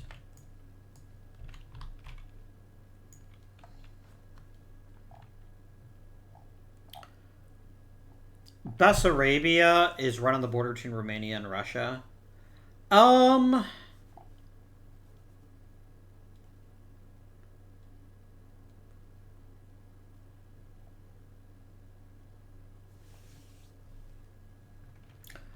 So since America's settling the issue, they get a bonus for any imperial flag. There's a great chance someone's going to get one here. They're going to put that one up, and that one gets discarded. America's turn is done unless they want to deploy. Do they want to deploy anywhere? They're nervous about the Pacific, but they're already deployed there. No, they're not. They're not done yet. I didn't pull down an issue. Civil War. Uprising Czech and region of issue being settled. Thanks to Paul Hymans, the Belgian Minister for Foreign Affairs. And I just won the Pacific. Oh, great. That backfired. They're going to say -1, please, to the die roll. Which makes it a 4. That still causes an uprising. They lose their highest value Pacific issue. They're tied. They're both worth 3. No one else has a Pacific issue, I do not believe. And if it's tied, who picks?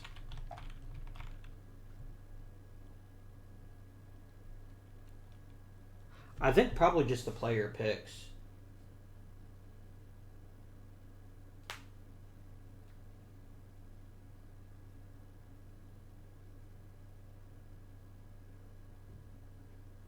So they pick. They really don't want Korea to be unsettled. And New Guinea and Samoa benefits them no matter which one is chosen. So they're going to go ahead and pick New Guinea and Samoa. So America gets to decide the issue first. And they're going to definitely bid... Oh, shit. Every military unit they bid is going to make them unhappy.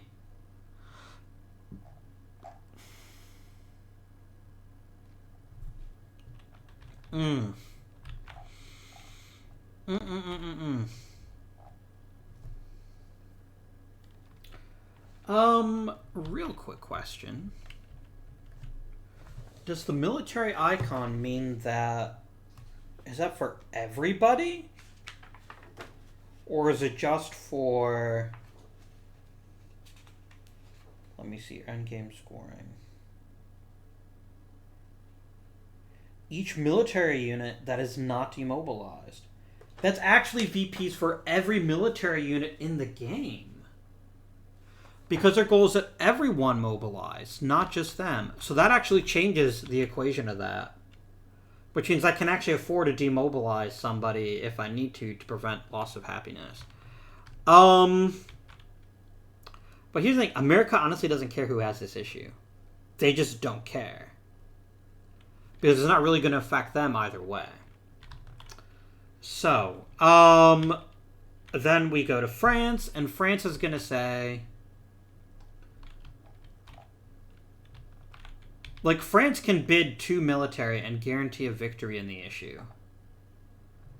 That's not even up for debate. If they bid 2 military, they win the issue. If they bid 1 military, they still win the issue. Because they have more cubes than Britain does. And it's still 3 free points.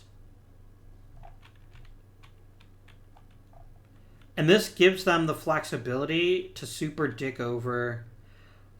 Ironically, here's what's funny.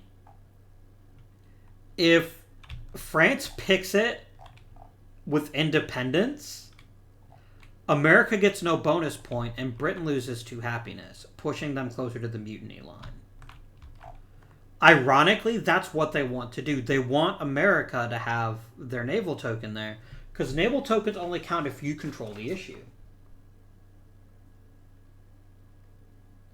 Which is really funny, right? But it's just how it happens to work out. So that's exactly what's going to happen. France is going to bid 1 military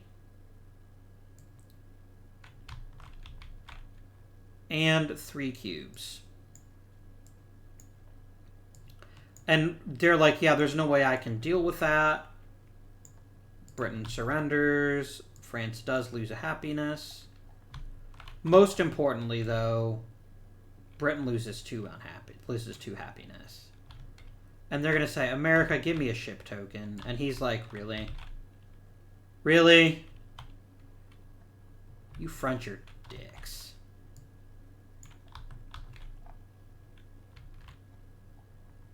So there we go. And then Pacific unrest resets after the powder keg increases.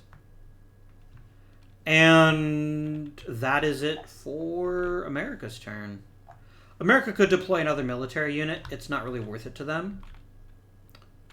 Is there anything out here that has 3 unhappiness for America? No. There's no path to 3 unhappiness on the board unless someone took inter-allied debt. Which is actually really, really tempting for France. Like, France is all about that shit. Like, nothing but good happens if they forgive inter-allied debt. So France is going to want to get a piece of that. So America's not going to deploy, and they're not going to demobilize either, although I'm strongly tempted to.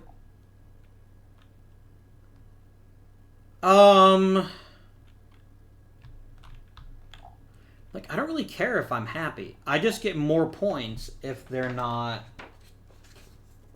Let me just remind myself here. That's not demobilized. So yeah, every military unit on the board gives me 2 points, whether it's mine or not.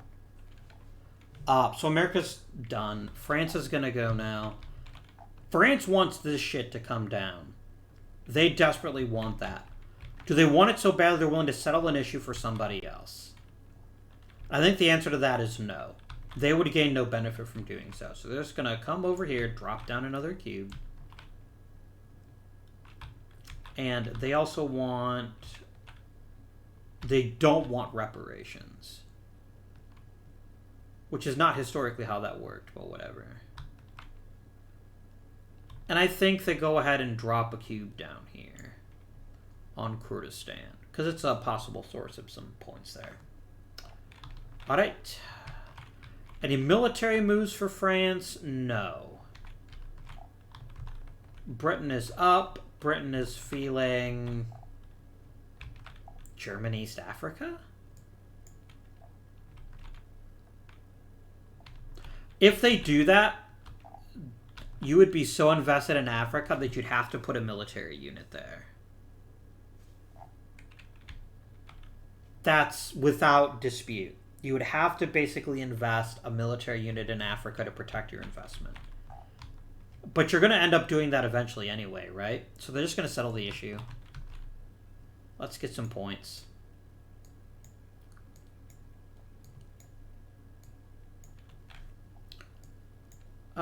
Britain loses all of their cubes to the exhausted pile. America loses theirs, or gains theirs back.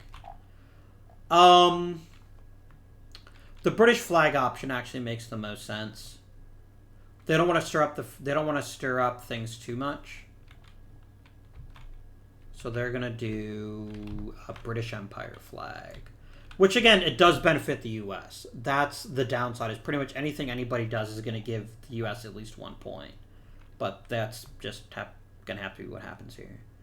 So, that is gonna be unhappiness for France and the U.S. France and the U.S. And it's going to be a little bit of unrest in Africa. You know what I'm going to do? Because I can do military units first. I'm going to go ahead and deploy this unit first.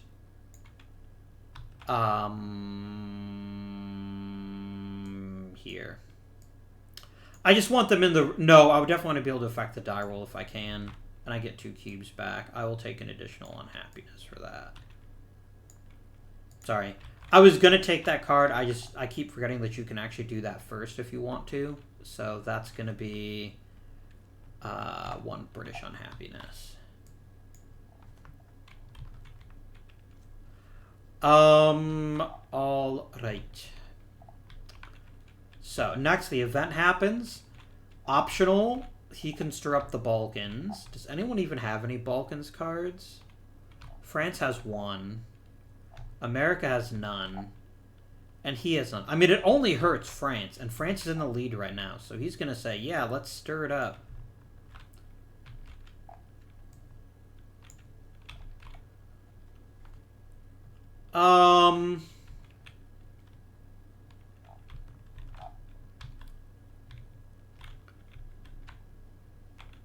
Stirring up Europe will be brutal to France. So they're going to go ahead and pull down Paul Hyman's.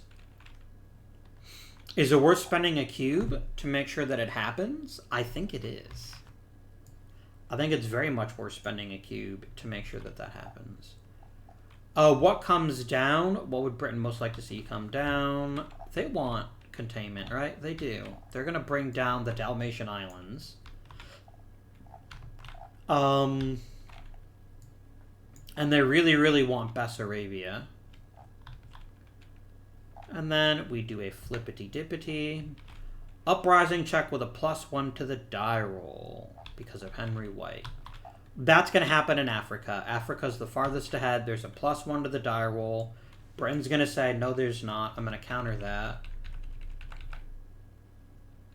And another uprising happens. Things are getting spicy now.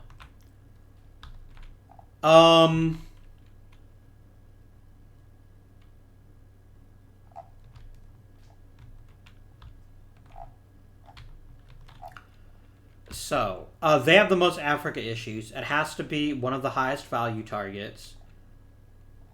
Britain is not going to let this go if they don't have to. So they're going to go ahead and say, I'll put up Southwest Africa.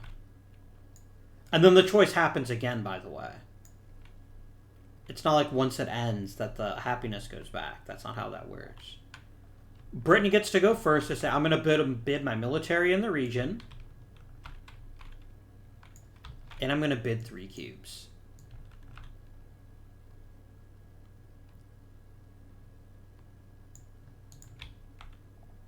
And the reason he's doing that is because right now America could bid 2 military and they'd actually win it if they had enough cubes. But they don't. No, actually they're only going to bid 1 cube. Because this would be a 4 versus a 3. So they'd win. So yeah. America's like, I can't beat that. France definitely can't beat that because they can't meet the military deployed in the region. So Britain does win the issue. I'm going to do that last, though, because that's how you're supposed to do it. Like, if we look at the order here, we reset everything, and then we do the issue option. So there's now a powder keg in Africa. It resets down to 1. Britain's sources are exhausted.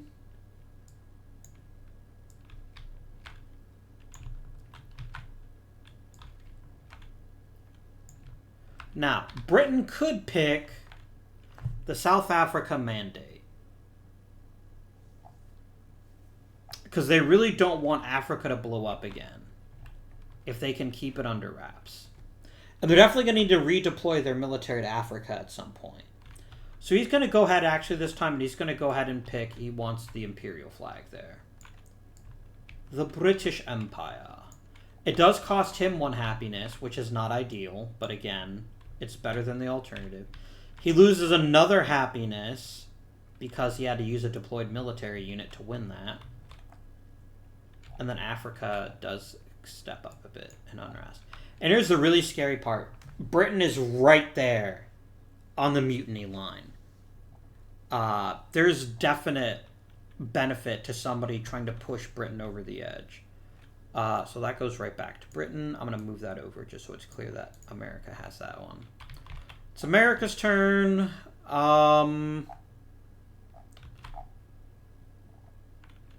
They'd really like Shantung, actually. Because it makes Japan happier. Let's do it. France gets a cube. No, it doesn't. I apparently throw it over the bowl. Britain gets one of their cubes back. The other one gets discarded. And the rest of America's cubes are now gone. They get to pick their issue of choice. They're going to pick the top one. I'm going to put a naval marker there. Here's what's funny. This is actually worth 9 points to America, but only America because of this revanchism. Because this counts as both, so they get 2 because it's their national flag, and they get 2 for that. So, it does make Japan super duper happy. And it increases unrest in the Pacific. They get to decide the event here. Britain is the one who spent the cube on it, and they say, no thank you. That event doesn't happen. America picks what to bring down. The only... No. Oh. 2 of us have league issues. This is maybe one of the best things that America could spend a cube on. Because then they can just say, I choose the league issue that belongs to Britain, which is military intervention. Because that way I have a chance at winning that. We're going to go ahead and pull down an issue. Let's make it... Inter-allied debt is a nightmare scenario for America. It basically forces them to mutiny a unit, and everyone else doesn't. Like, they would be utterly stupid to bring that one down, so they're going to bring down Bessarabia. Because it's the least bad option. They're going to flip itty-dippity 2 of them.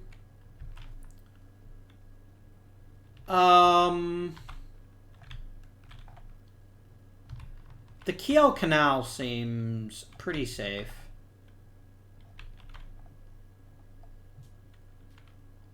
And I definitely want to try to avoid Fiume becoming an issue. That could piss off Italy enough to the point where they don't sign.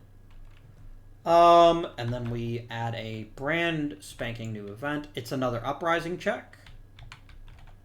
Which is going to be in the Pacific again, because the Pacific is farthest along. America's going to say, I'm going to reduce this by 1.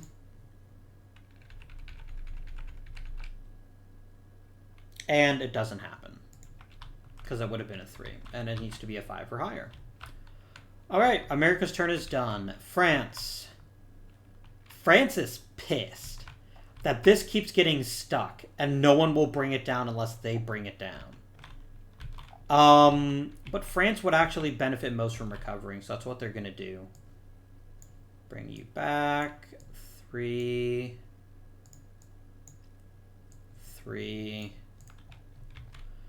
Do they want to deploy their military anywhere? Maybe to Europe? To protect their investment there? But then they're playing with fire. Because the only place it'd really be good to deploy them is in this column. That would tie everyone in happiness terms. And everyone would be one unhappiness away from losing their thing there. So that's not ideal. So yeah, France is just going to say, that's good enough for me. Britain could get really saucy and just drop cubes on each one of these. Or one on the Kiel Canal, and then one on... Yeah, I think that's actually what they're going to do. Kiel Canal, and then Bessarabia, because it's worth slightly more. Especially to them, it's worth 6 points to them. America's going to have to recover. That's not a shock. 4 and a 5, 6. And France is pissed, but France only has a couple of options here. Actually, they're not terrible options. They could just start pushing in on these. Or just expand their control over Kurdistan. And then put one on... Yeah, they're going to do that. One on Kurdistan, one on the Dalmatian Islands. And then Britain's going to say, which is going to piss off France again, but the only way that France can guarantee this ever comes down is if France does it. They just haven't had the right opportunity yet. Britain's going to be like, yeah, I could. No, I think Britain really needs to... Britain needs to recover more than it needs to troll France. I mean, it is 6 points, though. And it's extremely vulnerable because there's only one cube on it. So they're going to take it. They're going to be like, you know what, I'm going to settle the issue.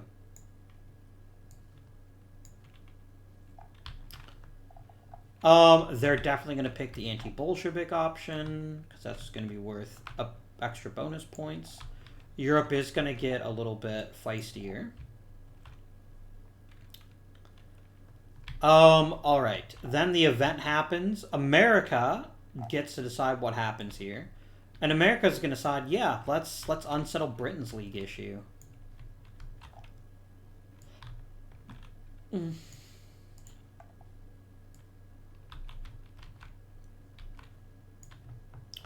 No, you can't bid military, so it only comes down to influence. Guess what? I'm America. I'm going to bid 2 influence. France is like, pass. Britain's like, I don't have any influence. Oh no, France has lots of influence. I just didn't put it in their thing for some reason. That was, yeah. So France can easily win this if they are prepared to sacrifice all of their tokens again. And I don't think they are. I think they want to start taking other issues. So I think bidding them up just to make America pay more is probably smart. So they're going to say, I bid 3 cubes.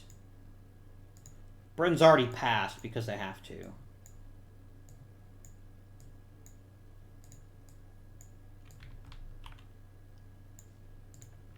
America's like, I will bid 2 more cubes.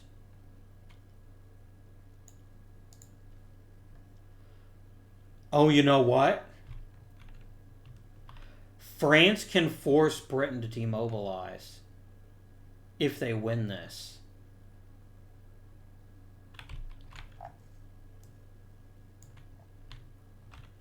That's so powerful. And it hurts America because there's less troops on the board. Yeah, actually, France will spend enough to take this. This is actually worth it to take it, both on its own merits. So we're just going to assume that America bids 6 and France bids 7. They lose all their cubes again. They just work so hard to get those back, but it's super worth it. And it's an incredibly stable issue because it's rare to find ways to destabilize league issues. America gets all their cubes back. So ironically, they're going to again push for strong military intervention. Because it hurts the British. Even as it gives them a point. And it gives America 2 points. No, it only gives America 1 point. Because they don't get the 1 if they don't control it. So. Britain and America both lose a happiness. And now, British troops mutiny. Who mutinies first? Is it deployed troops or exhausted troops? Mutinies.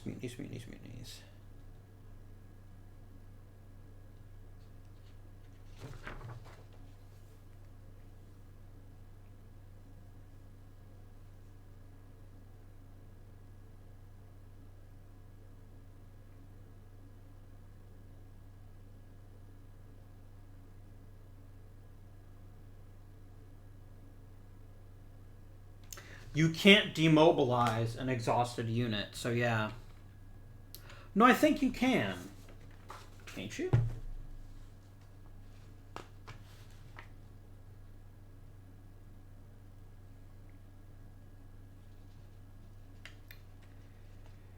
Oh no, demobilize can come from anywhere. Yeah. So Britain's going to say, fine, I will forcibly demobilize my exhausted unit. And that gives them 1 happiness, just to push them right back up. But once a unit's demobilized, it never comes back. And that makes America a bit sad, too. But they'll get over it. And it is now... oh, it's still France's turn. Right? Who won the last issue? I'm so confused right now. Britain did, because they won Bessarabia. That's right. They did that deliberately. And then they're going to bring down the Kiel Canal. The France player at this point is ready to, like, stab the British player in the face.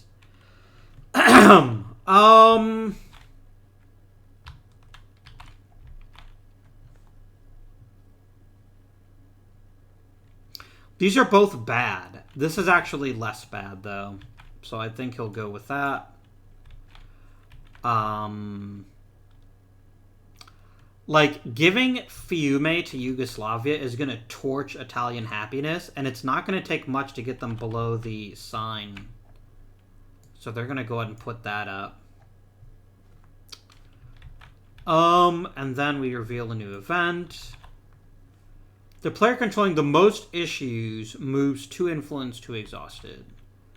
Britain controls 5. France controls 6. They don't have any. So nothing actually happened there. Okay. It is the end of Britain's turn. It's now America's turn. The first thing America's going to do, they cannot afford to have a unit lost to them by mutiny, is they're going to go ahead and demobilize before they do a military action. And then that's going to push their happiness up by 1, 2, 3.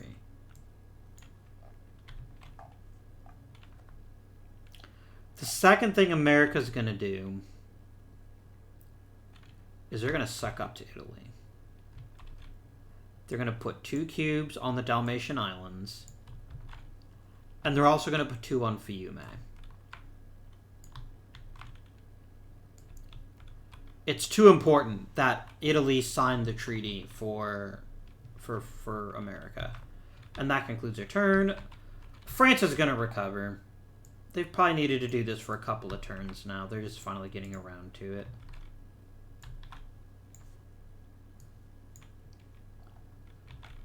And then, do they want to deploy anywhere? No, the only place they really care to deploy is Europe.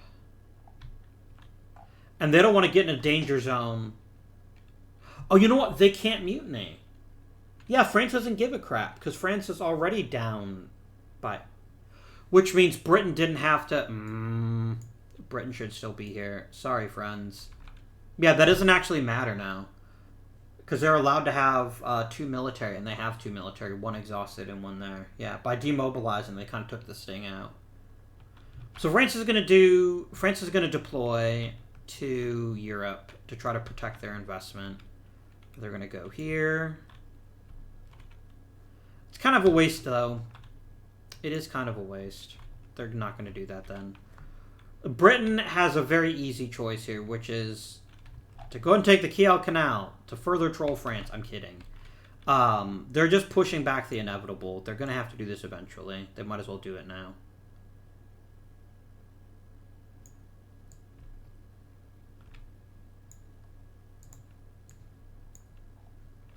And then, do they want to deploy anywhere? They're already in... No, they're not in Africa. They need to be in Africa. 3 of their issues are African. Even if it pisses more people off, he really has nothing left to lose. So he's going to go ahead. He wants his 3 cubes back. So he's going to come here. He's going to gain 3 more cubes back, and he's going to take 2 unhappiness, and he just doesn't care right now.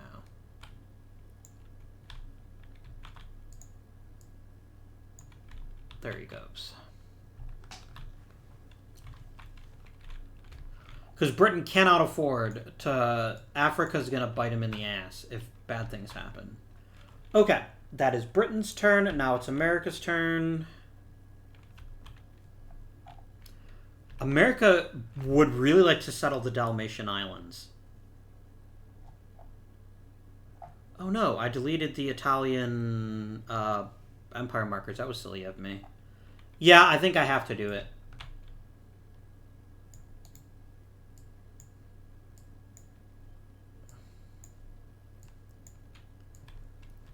And then I'll just have to resolve or refresh next turn. I'm gonna put a British imperial marker on here. I know it's actually not one, so I'm gonna flip it over. Just because I don't feel like remaking the Italian markers. That increases Italian happiness by 1. And I'll unrest in the Balkans by 2. That's fine.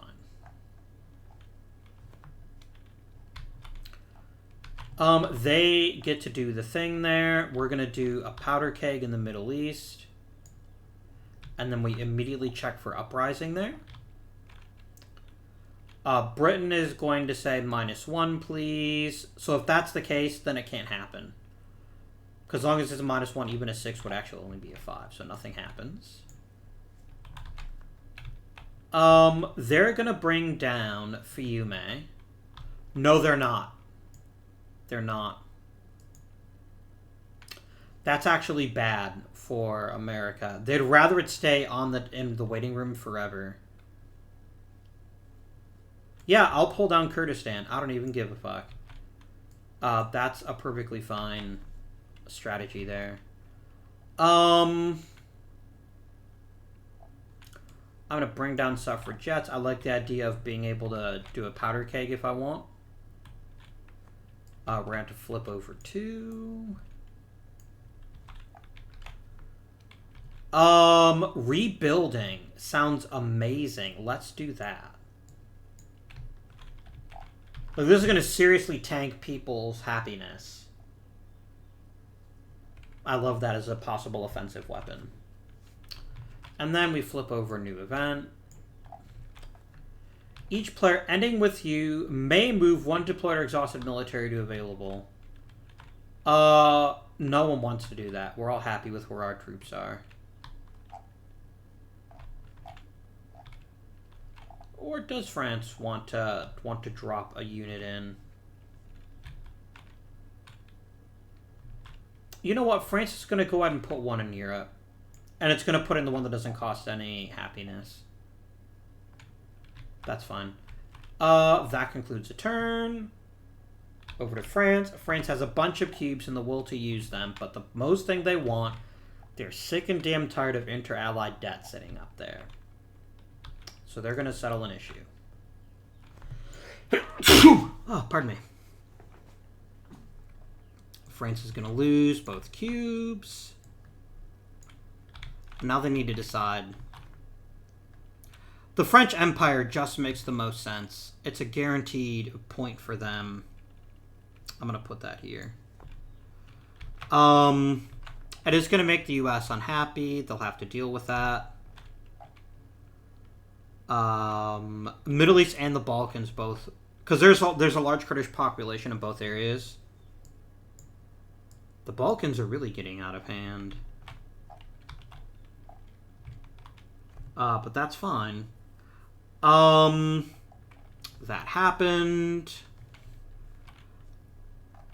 France then gets to trigger the event if they want. Do they want to spend an influence to put a powder keg in the Middle East? I mean, they might as well. It just screws over Britain. No one else. No, it actually would hurt them too, because they now have a unit in the Middle East. But Britain's is worth more.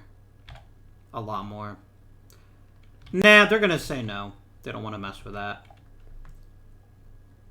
They definitely don't want an uprising in Europe. So I guess we'll pick this one. It's a bad choice, but it's the least bad of the choices. They're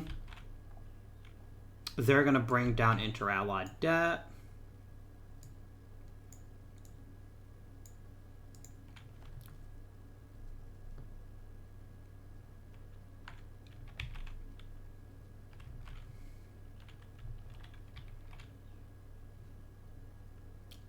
Britain wouldn't mind this one getting out there, because it's a good way to make Italy mad. But I don't know if it's going to be possible to make Italy mad enough unless both this and Fiume are triggered. But it's at least one more thing America has to worry about. It's another plate they have to keep up in the air. And then we flip over a thing. Remove one unrest from a random region because of relief efforts. We get a 6. Nobody gets less unrest. Of course they don't. That concludes France's turn. Britain. If Britain really wanted to troll, they could dump just an absurd number of cubes on inter-allied debt and then resolve it so it has no effect, just to keep Britain from getting France from getting their 7 points. That's such a major dick move that I kind of love it. At the very least, it forces France to spend more.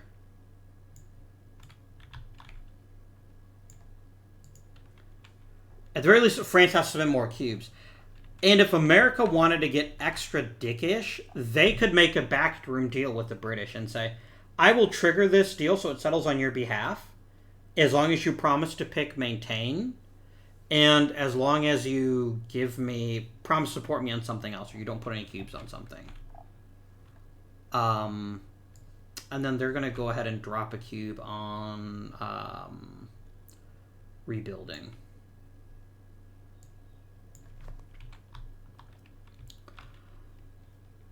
I don't think America has the desire or the balls to use this just to fuck over France. France does have more territories than anyone else, but a lot of their territories are pretty low priced. America would be better served by earning more points for themselves rather than worrying about what France is doing. So they're going to just recover 6 cubes. Done. Do they want to deploy? No, they don't, because of this. This is going to force people to exhaust units that are previously deployed. So that's not good news. We now jump over to France, and France is like, you son of a bitch. I will drop 4 more. I will drop all but one of my cubes on that. Like, don't even ask. And then they're going to spend 1 cube up here. And Britain's like, okay, that's enough trolling of you. You can have it. Just so they get all their cubes back. So these go here. These all go here. Trolling France for fun and profit is always a positive thing. They're going to happily drop forgive inter-allied debt. I need an industrial icon for that.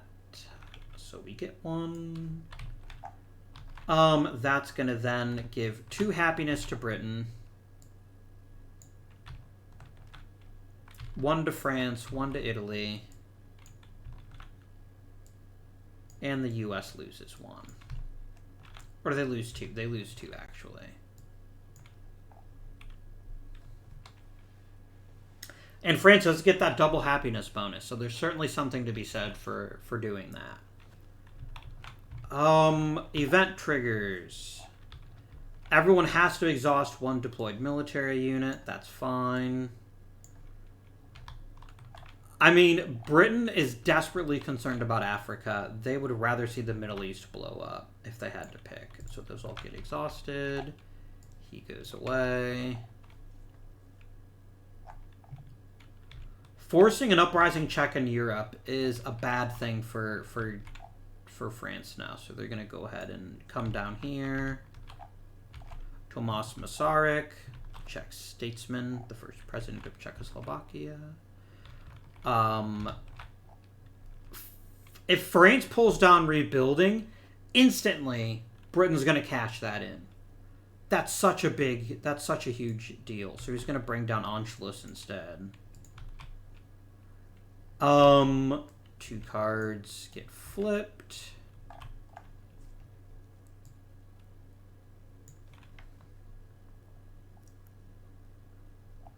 Belarus is a pretty decent ability compared to the other options, I guess.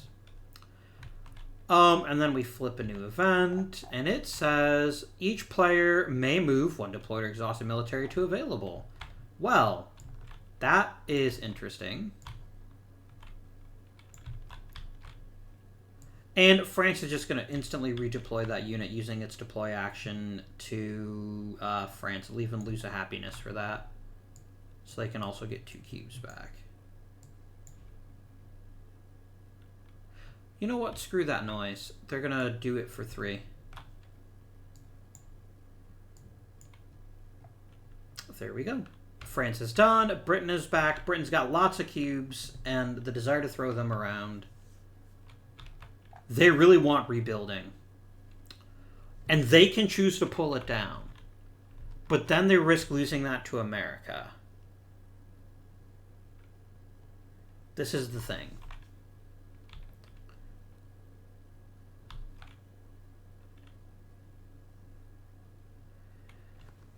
Would they rather spend cubes of their own? I think they would. I think they definitely would. So they're going to add 2 cubes to rebuilding.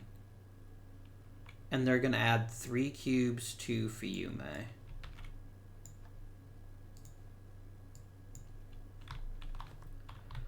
Are they going to deploy their military? They are not. Honestly, the Mideast now would merely be an annoyance for them. It wouldn't be the end of the world. America wants to get in on rebuilding. So much so they're actually going to devote 5 cubes to it.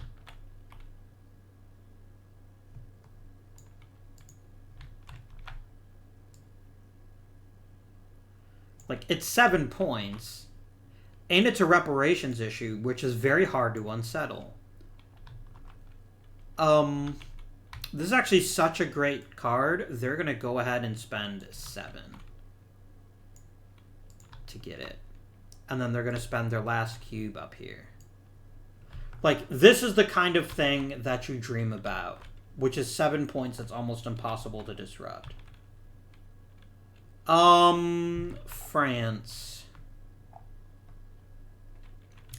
Grabbing Anschluss for 1 cube is kind of great, actually. But on the other hand, I don't really want to hurt my own happiness. And I only have 3 cubes, which is not enough to take control of 2 issues unless I spend another one on Anschluss. No, actually, that actually makes perfect sense, actually. If I put 2 on Kiel Canal and 1 on Anschluss, then that puts France in the dominant position here. Britain has now realized they cannot take rebuilding with the resources they have right now. They could recover. Or they can push on Belarus.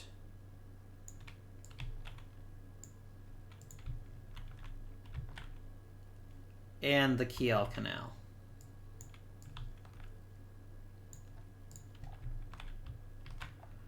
America has no cubes. And most of their cubes are tied up in something they can't even trigger.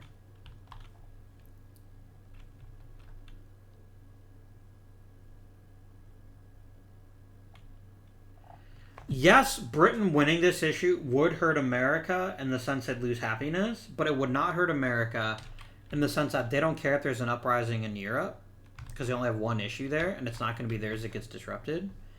And more importantly, they could then pull down the rebuilding issue so that they could trigger it and get a bunch of their cubes back. So that's what they're going to do. They're actually going to choose to settle the Kiel Canal in favor of Britain.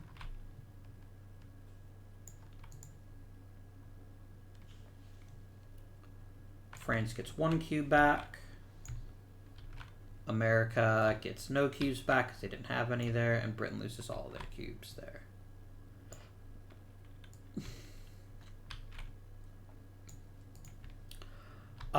Europe. Britain is going to obviously choose the one that benefits them the most. It is going to cause 2 unhappiness to the US. And it does increase unrest in Europe.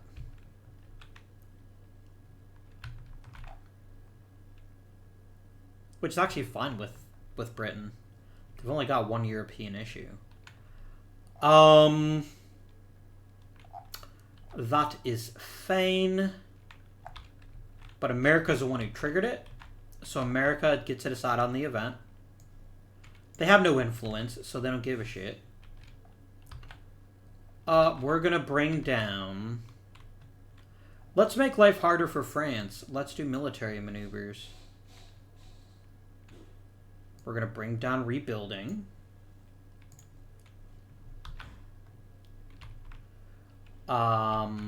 America's going to bring over... They're going to draw 2.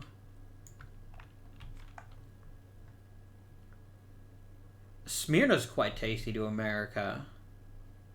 So is the High Seas Fleet. Either of these are good for America. We're going to take the High Seas Fleet, though. And then we flip over a new event. An uprising check. That's going to be happening in the Balkans. 50-50 shot. No, it's more than a 50-50 because of 3 or higher, so it's anything but a 1 or a 2. We got a 2, so there is no problem there. No problem at all. That was America's turn. Now it is France's turn. France definitely does not want this to happen. This would be very bad for them. So France, instead of playing cubes, is just going to recover.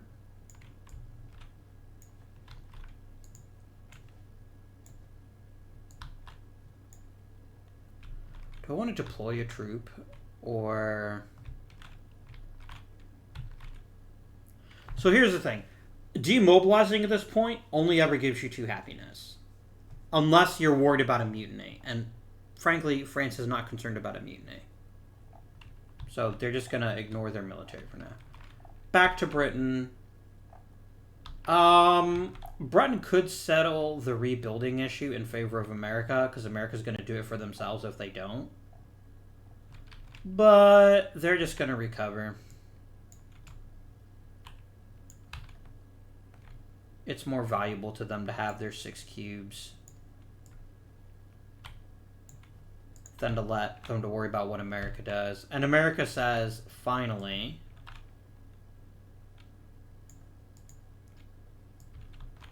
Britain gets, it's rounded down, so 2 cubes get exhausted, but 1 cube goes back to Britain.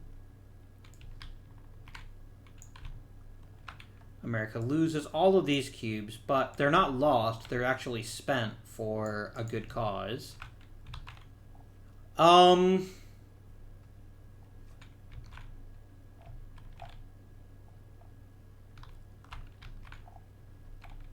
They're going to pick medium. They don't want either of these icons, to be honest with you.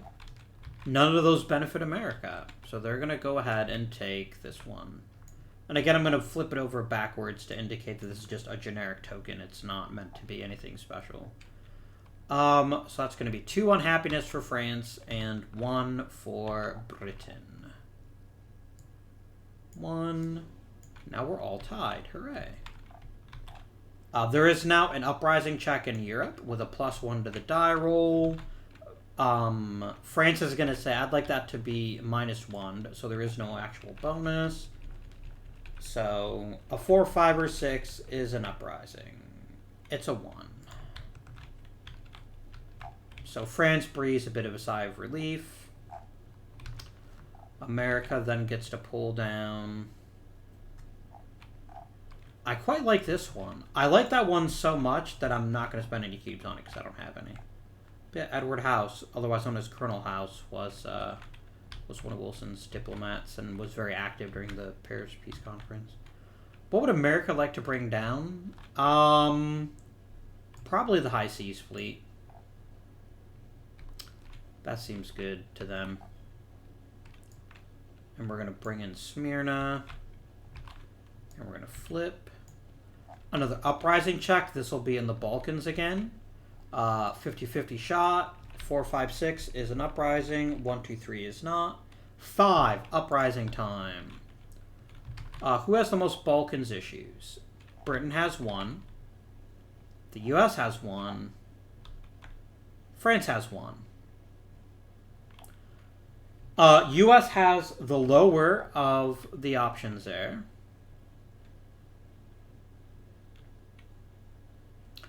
So because it's tied between France and Britain, no one has any military there. So what happens if no one has any military on that region? That is a fantastic question. Oh, so they each roll a die. Okay. So here's the roll for Britain. 4. France gets 5. So France is Balkans unit is the one that's put up. That is Dobruja.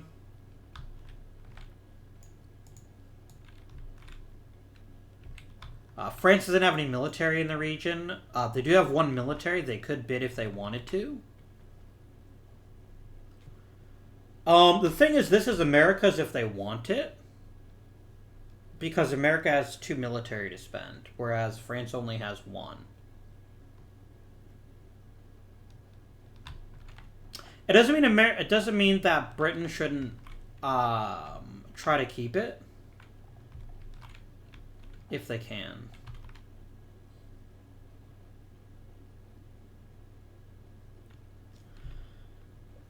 So here's what might happen, though, which would be really silly if it did, but it would be kind of interesting all the same. If Britain and France both bid everything they've got, then it's tied, and it actually gets discarded. Like, nobody gets the issue if no one can win on influence. And technically, Britain and France can both get it. And so the question becomes, 1, does America want 4 more points and nothing else badly enough to take it? To basically lose 2 happiness. Is it worth them to trade 2 happiness for 4 points? And it really isn't. Like, 4 points is not going to budge any major needles for them. So then the question becomes, France. Is France willing to bid everything? Basically, is there going to be chicken here? Are both Britain and France going to bid everything so that nobody gets the issue? That it gets discarded? I mean, 4 points is 4 points. And I think there's a real argument to be made that if this was like a proper 3-player game, there'd be a lot of discussion happening right now. This is exactly what that's made for. Because both Britain and France have exactly the same resources they could contribute. And they contribute everything, they lose nothing. So I think that's actually what happens. I think both sides say, I'm going to put in a military in 7 cubes. Brent says, well, I'm going to put in a military in 7 cubes. Actually, no, that's not how that would work. Because I think you have to equal it. Because, no, if military is tied... Oh, so it's only if nobody bids on it that it gets discarded. So what happens if there's a complete and utter tie?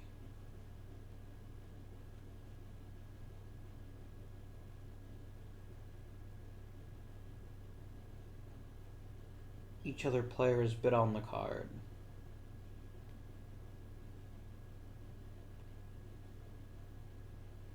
There's a tie. It doesn't say what happens in terms of a double tie. And so that's interesting. I actually don't know what the answer to that is. Might have to ask about that on Board Game Geek or something. I'm going to rule that it gets discarded. It would be the same as if nobody bid on it, in my opinion. Unless the rules specifically state here, which they don't. They don't say you have to bid enough to break the tie.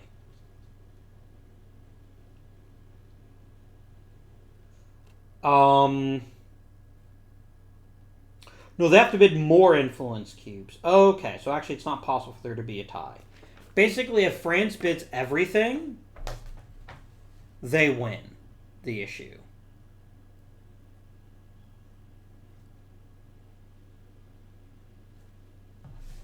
Because if the military is tied, they have to bid more influence cubes. So France can win this, basically regardless, just because they get to bid first. So yeah, then there's no reason for... That's interesting. France would win it. No, they wouldn't. Britain could win it if they wanted to. France can guarantee a win here. They could spend everything to take it. If they do, Britain can't touch it, because Britain would have to bid more influence cubes than France, and they can't. Alternative. Britain bids 1 military and 1 cube. Britain retaliates, bids 1 military and all of their cubes. Britain takes it. And they can both go back and forth to bid up the other player as much as they can, but you always have to be able to bid more, right? So as long as you always have to bid military plus you. Yeah. Do France or Britain care enough about about a 4-point issue that is worth 5 points to Britain, and that's it, to spend everything? Because that's what it's going to cost to guarantee a victory. Otherwise, it would be... I can't bid against myself. That's the issue that we're in right now. Because I could go back and forth. I'd basically just be rolling a die randomly to decide who won the issue. So I'm actually going to default and say that no one wins the issue. I'm going to say that both players don't bid on it and it gets discarded. In a real game, I have a sneaking suspicion that people would actually probably work out some sort of compromise there. Because it's a deadlock. Either France spends everything on a 4-point card and loses happiness, or Britain spends everything on a 4-point card and loses happiness. And it just doesn't make sense to me. Especially when the payoff is so minor. So, nobody bids on it. It goes into the discard pile, which means it could come back in later on. Who knows?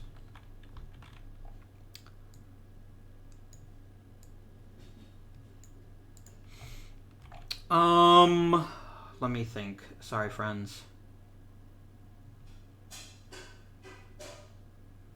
Oh, the uprising is done. So then that was in the Balkans. We then add a powder keg and we reset this. And then the option choice would be picked, but it doesn't matter. The turn is over. America basically forced an uprising, which ended up not being the end of the world for them. And it now moves to France's turn.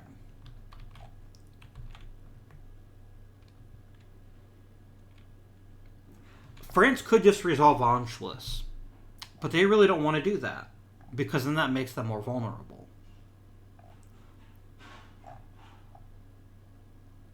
I mean, High Seas Fleet at least can't be bid on with military, so that's going to be a little bit more interesting to hang on to.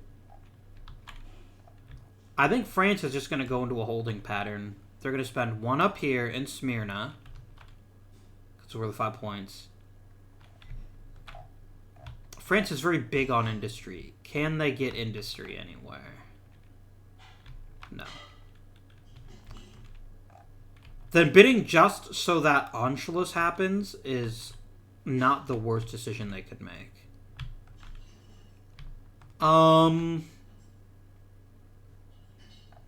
They're going to bid 3 on Belarus.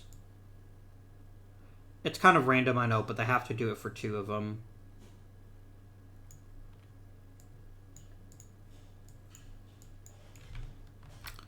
And Belarus it is. France could deploy.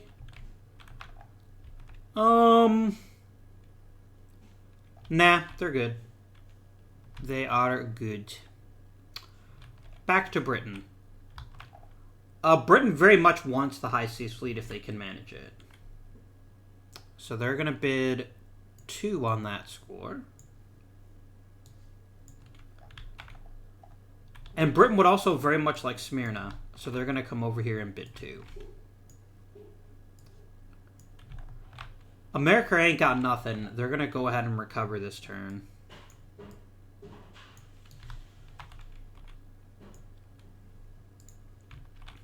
France is in a weird position. They kind of have to settle an issue. Or recover. I think actually they might recover. Because they don't want to... They actually... This is a nasty one for them no matter which they choose. And they don't want that. So they're going to go ahead and bid... They're going to recover as well. And now it's back to Britain. Britain will settle the High Seas Fleet issue. It's worth it to them. And yes, it technically gives a bonus point to the Americans because of revanchism, but it's not the end of the world. And we're getting relatively close to the end of the game, I think. This has taken longer than I thought it would, but I'm having a great time playing it, and I hope you guys are having a great time watching it. So they're going to pick that. That's going to make the U.S. unhappy.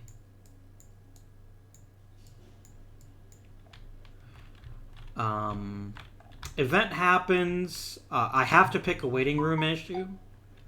Let me see what that's about. Sorry. Okay, that doesn't matter.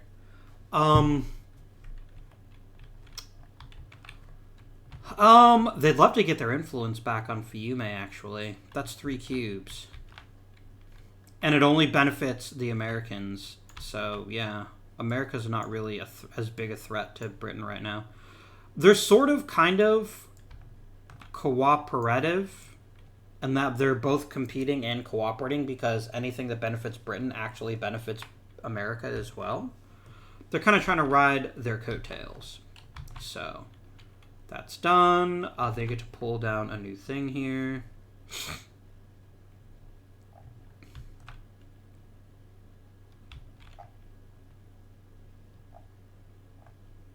I'm going to pull down military maneuvers.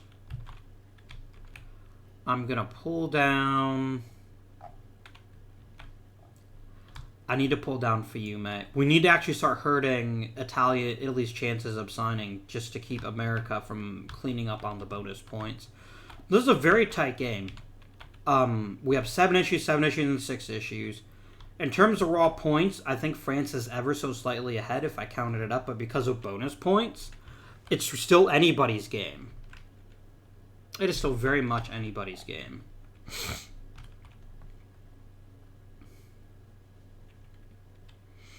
And then we... Oops. I mean, De Bruch is not that great. Let's flip 2 cards. the Sudetenland and Somalia. This has two options that are awesome for Britain. And this is going to only help France, so they're going to go ahead and pick Somalia. And that gets discarded. A big thing is going to happen in 3 cards, but I'll explain that when it happens. And then we flip. Add 1 powder keg to a random region. Oh dear. 1. Europe. Boop. Okay, Britain is done. Now it's America's turn. America's like, I don't like Fiume, no matter what the choice is, but I definitely don't want Italy losing their shit. And they're going to bid on Belarus, maybe? Or Somalia. I think 1 cube on Somalia, just so that they can, like, put a toe in, is sensible.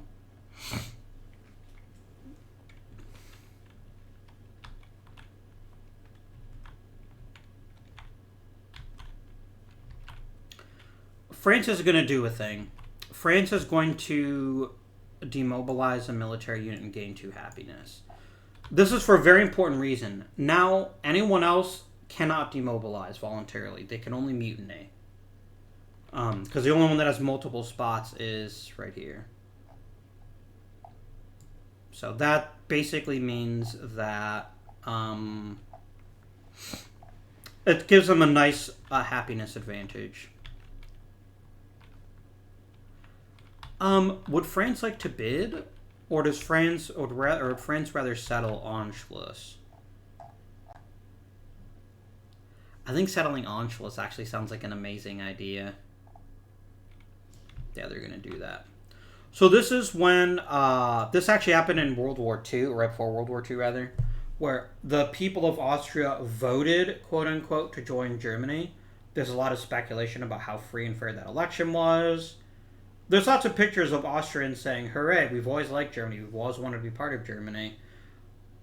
But it's definitely a more fraught issue than even I was taught when I was an undergrad. But that's what happened in real life. Now, this, I'm assuming in this alternate timeline, it's supposed to be something that's a bit more fair and a bit more honest. So, they're going to pick, if they pick no, it's going to cost them a point at the end of the game. And it's going to make Europe really, really mad. But that doesn't actually hurt them any, because Europe can't get past the French military. Alternatively, we can calm down things but make everyone angry. I don't think that's worth it. I think I actually changed my mind on this as I was claiming it. I'm going to go ahead and pick Anschluss no. Whoops, there actually is a token for that. That would be a reparations token. Because it's worth to me sacrifice 1 point to avoid sacrificing many more than 1 point by tanking my own happiness. Happiness is going to be extremely important for France if they're going to make up the difference. So that makes Italy happy. It does make America happier because Italy gets happier. So maybe down the road they'll be willing to do me a solid. Who knows? Event. Do I want to exhaust to influence and get rid of unrest in the Pacific? I don't give 2 shits about the Pacific. I have 1 territory there that's not worth very much. So, no. Although, I do want low unrest. But I'm not gonna do that. No, it's not worth it to me. France is gonna pull down Belarus. And Sudetenland just isn't that interesting to France. Unless they got to pick the industrial option. Which they might do. Maybe they would grab it. Yeah, they will. Event comes down. And remove 1 powder keg from a random region. Okie dokie. A 1. So that powder keg that was in Europe gets removed. Okay. France's turn is done. Back to Britain. This is worth 5 points if they're able to take it. So they're going to do exactly that.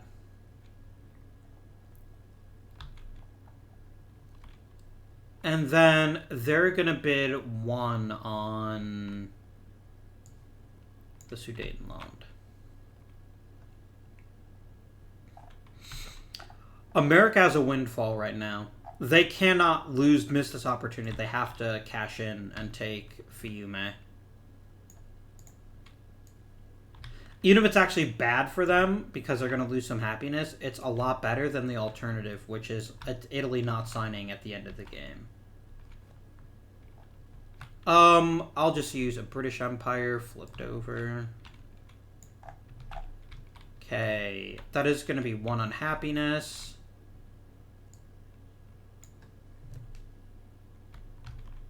And the Balkans get 1 on happiness, or unrest rather. America wouldn't mind pulling down Somalia. Like, this is only likely to benefit them no matter what happens. So they're going to pull down Somalia. Oh, the event happens. They don't want to add unrest. This is a good card. This is still the same garbage card that it was before. And I don't think America cares much about the other option either. It's just tiny increments of unhappiness. So we're going to flip and flip. Constantinople is a big money card. This is a massive card. They're going to grab it without hesitation. Flip an event. Controller of issue being settled loses 1 happiness. Oh shit.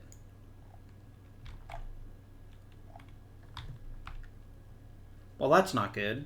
I'm likely to lose a military unit now.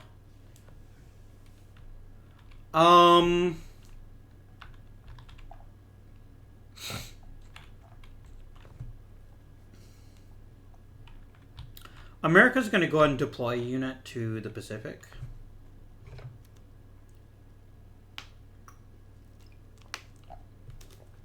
And it is France's turn.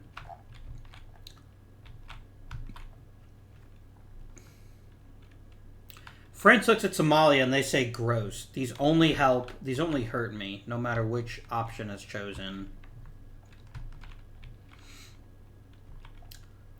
Constantinople is 6 points.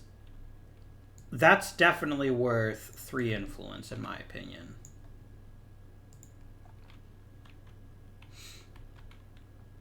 And the Sudetenland is potentially worth 6 points as well, so I'm going to go ahead and spend 3 on that one as well. So, France is investing for the future. Britain has 3 cubes and a clear path to grabbing Belarus. They're going to do it.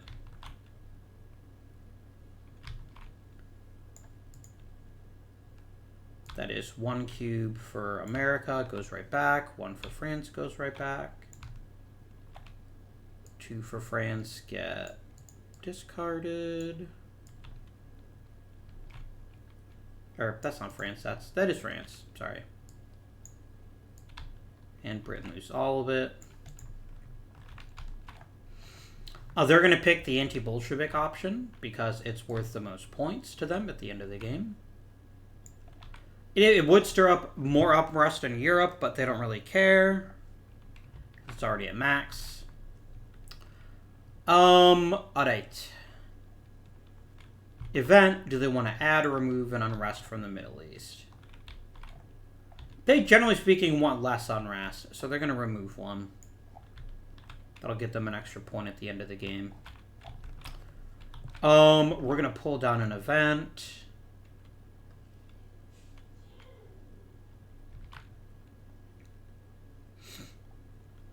This rights march is massive and could cause America to be forced to demobilize, so that's pretty exciting.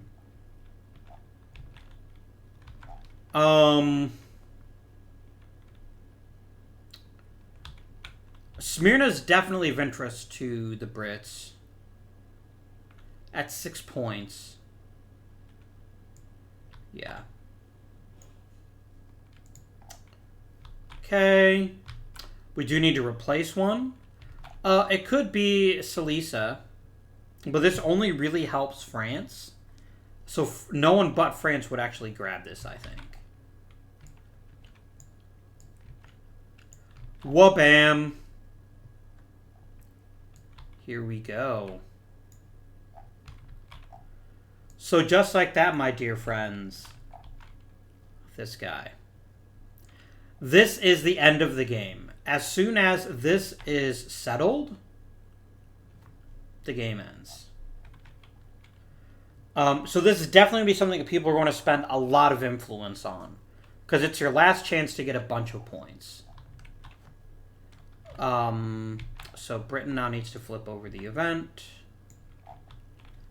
Add 2 unrest to a random region. Okie dokie. 3. That's going to be the Middle East. There we go. It's America's turn. And America instantly stares daggers at that game end. And they're going to say, I'm going to put 5 on it. No, they can't do that, can they? Because they need enough. No, yes, they can. They put 5 there. And 1 here.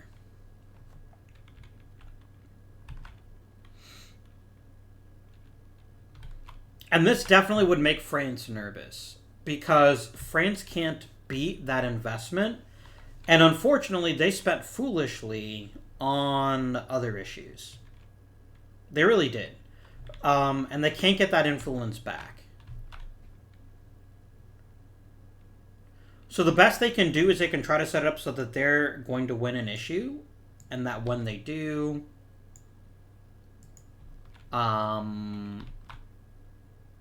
Okay, so they want to make sure that Britain doesn't settle. Not that Britain would bring this down, actually. This is actually now kind of a ticking time bomb for anybody but America to bring down. So that is their turn. They're not going to do anything with the military. We then come to Great Britain.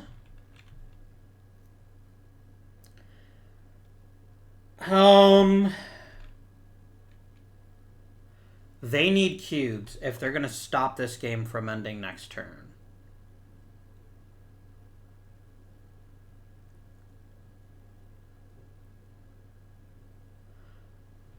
But here's what America is thinking. The only way they can stop America from bringing this game to an end by pulling down the game end would be that they put enough to force someone to settle another issue. America just wants game end down. They don't care who wins the issue before it. So there's really nothing that Britain can do to stop that. So then the question becomes, is Britain so interested in winning the UK mandate for Somalia that they're going to deploy a military unit and lose happiness? And I think they are. They're going to start with that. They're going to deploy it in Europe. Yeah. Europe. They get 2 cubes for 1 happiness. They have 5 more red cubes sitting in their little lovely wooden bowl here. And they're going to come out and say, I'm going to spend...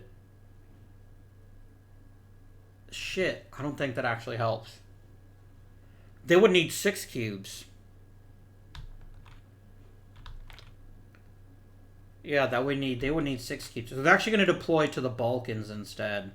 Not that they care about the Balkans, but because they need that extra cube, or they can't actually do what they wanted to do. So now they can go ahead and spend 3 cubes here. And 3 cubes here. Oh, no, they didn't need to do that. Oh, well. Yeah, I miscounted. I thought there were 4 French cubes here. There's only 3. Oh, well. That's their turn. America says, nice try. I don't really care. And they're going to settle Somalia. America gets both of their cubes back.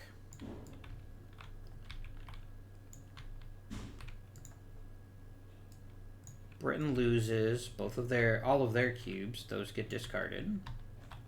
Britain does get to pick how the issue is settled.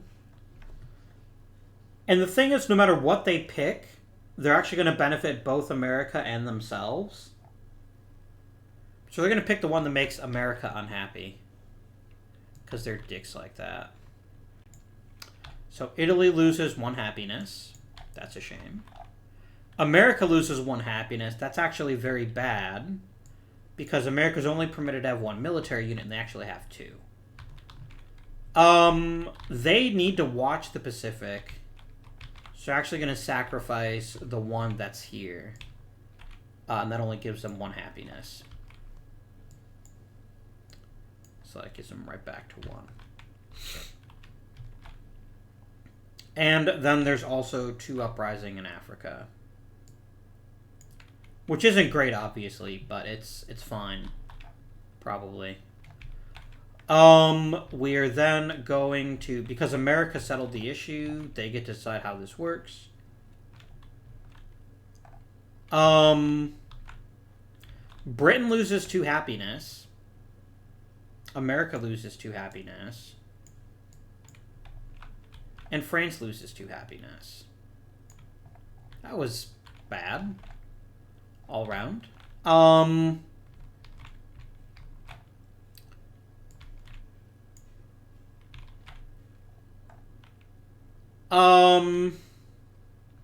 They're gonna pull down the game end, is America.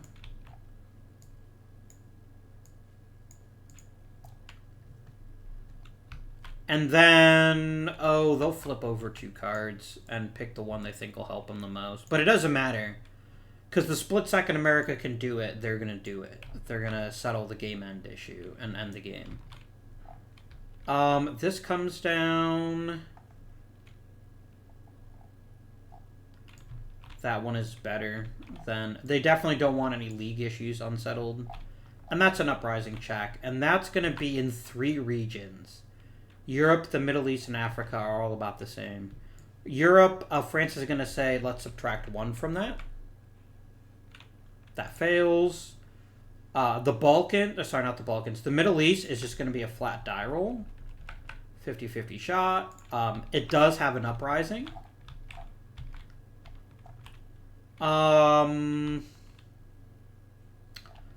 France has 1 Middle East issue. The U.S. has none. Britain has 1, and it's the higher value one, so Mesopotamia becomes unsettled. But we'll deal with that here in a second. Roll.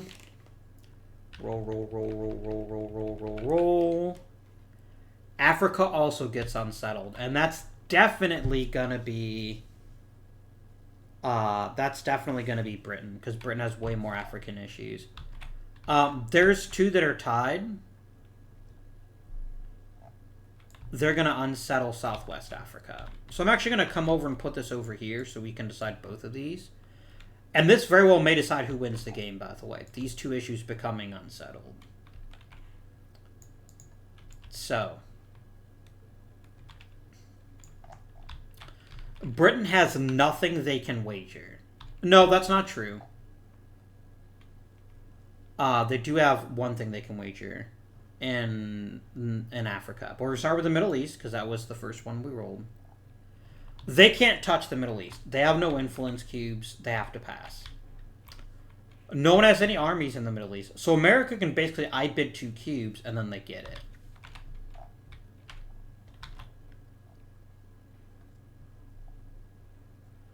And they're going to do exactly that. They're going to say I bid 2 cubes. And they win. Mesopotamia. How would they like to settle this issue? We'll decide that in a minute. First, Mideast increases powder keg and reduces unrest. Then he settles his issue. The British flag would help them, but so would the French flag, and they kind of want to force the Brits to mutiny because of how much of a pain in their ass they've been. So they're actually going to go ahead and give it to France. Now remember, this doesn't actually benefit France at all, because France doesn't control the card right now. It would increase unrest in the Middle East, so we'll do that real quick. And Britain loses a happiness and has to disband one of their military units. They'd rather lose the Balkans than Africa, so they're going to demobilize and then increase back to 1. The second one. Britain wins automatically, assuming they're willing to sacrifice even more happiness, and I think they are. They get to win it by just using their military unit. So I'm going to move that to exhausted. They lose a happiness. But yeah, no one else has any military units available. So they just win this issue right back. And they're going to pick Southwest Africa. No, they're not.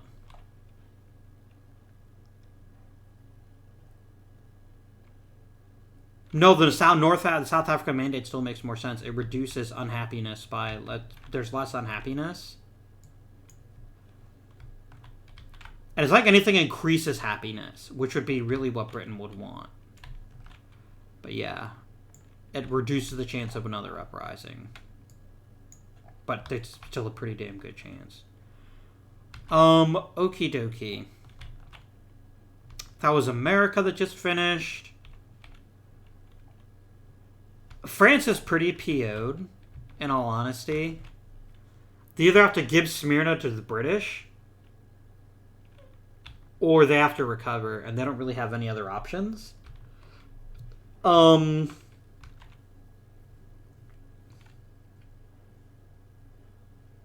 They could settle the game end issue for America. So here's what I'm thinking.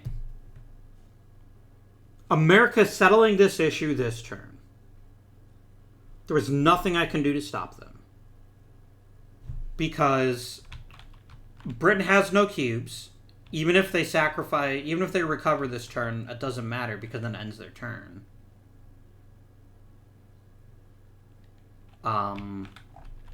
America doesn't have anything else they can do. So here's the issue. If I settle the Smyrna issue... Okay, let's face facts. If I settle the Smyrna issue, Britain gets it. And Britain's going to pick the issue that makes them the most powerful. Which is going to be Greece. Smyrna, this one city on the coast of Turkey, goes to Greece. And that's going to help the Americans too. So no matter what happens, Britain gets 6 points and America gets a point. And then America gets 7 points. This is not a decision that France likes. If France just recovers, Britain settles the issue and they gain 6 points. And then America gains 7 points. So basically the question is, would I rather the game end now? Or would I rather let Britain get some more points? I, quite frankly, just want to end the game now, if I'm France. There's every benefit. Basically, there's nothing I can do to stop America from winning this issue, so I might as well settle it just to get the game over with. So, the game now ends. We do not do any other piece of the settle step. It just stops. Where can I put this so that it's clear that it's America's? I'm just going to put an American marker on it. That'll help remind me that it's America's. So what we're going to do now is we're going to do the end game scoring. And I'm going to do it in the order from the rule book, because it's the easiest way to figure out how things are going. So the first thing we're going to do is we're going to score points for the controlled issues. So I'm going to open up a notepad here. And I'm going to say, white, I'm going to do US, UK, France. No, we're going to do it in the reverse order, just because that's how they are on the board. That's just easier for me to remember. So I'm going to add up all of these issues. I'm going to hit close, and I'm just going to make sure that comes right back. It does. Okay. So the UK, in terms of issues, has 3, 7, 12, 16, 19, 24, 24 and 7 is 31. So it's going to be 31 issues. The U.S. I can actually still see it here. 5 and 4 is 9. 9 and 4 is 13. 13 and 3 is 16. 16 and 7 is 23. 28. 31. 34. 41. So yes, got 41 in issues. But I cannot see all of France, so we're going to have to scoot over. Here we go. Oh, I see. As long as I'm not clicked on it, I can still move around. That's awesome. All right, great. France has 5, 10, 15, 21, 25, 28, 31, 34. Okay, step 1 done. The next thing we check is we check strategy tokens. That's the strategy tokens that belong to your empire. So I'm going to click off. The UK has 1, 2, 3, 4, 5, 6. Plus 6 national. America has 1, 2, 2. Plus 2 national. France has 0. So they don't get any benefit from that. Now we do the strategy card bonuses. And this is going to be potentially where the US or France crushes it. So for the UK strategy card, they care about every German containment marker on the board. Are there any?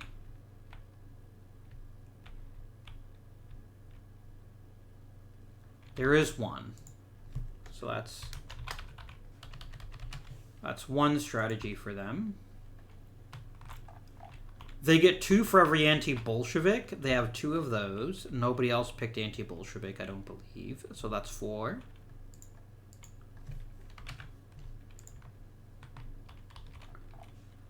They get 1 for every self-determination.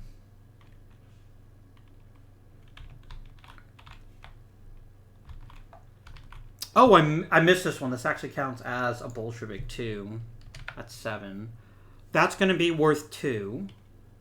Because there's 2 of the different things there. Any other self-determinations? No.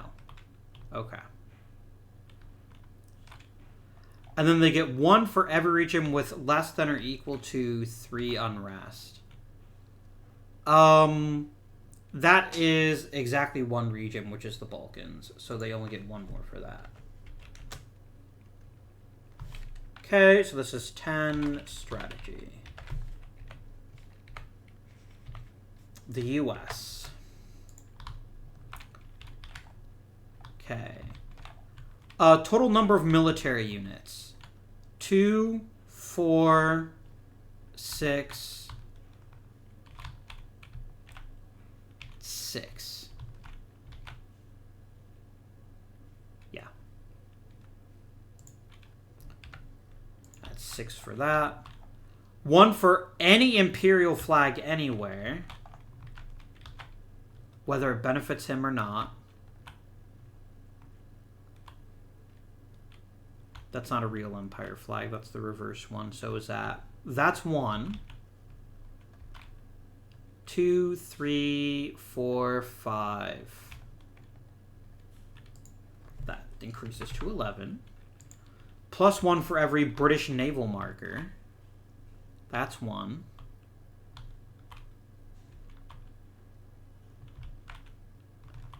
Two, 3.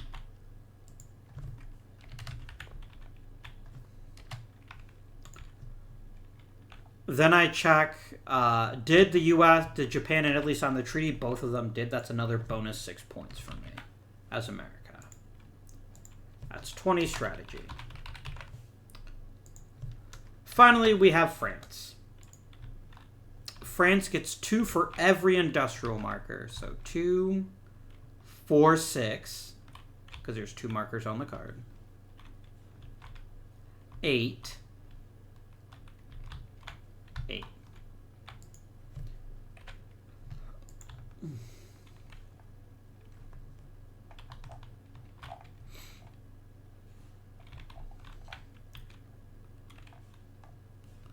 They lose a point for every German reparations. So that's going to cost them 1. They get double their happiness bonus, which we'll talk about in a second. And then finally, they only get 1 point, just like the British did. So that's 8 strategy. Finally, we award the happiness bonus. The UK and... Oh, the UK and the US were tied. What does that mean?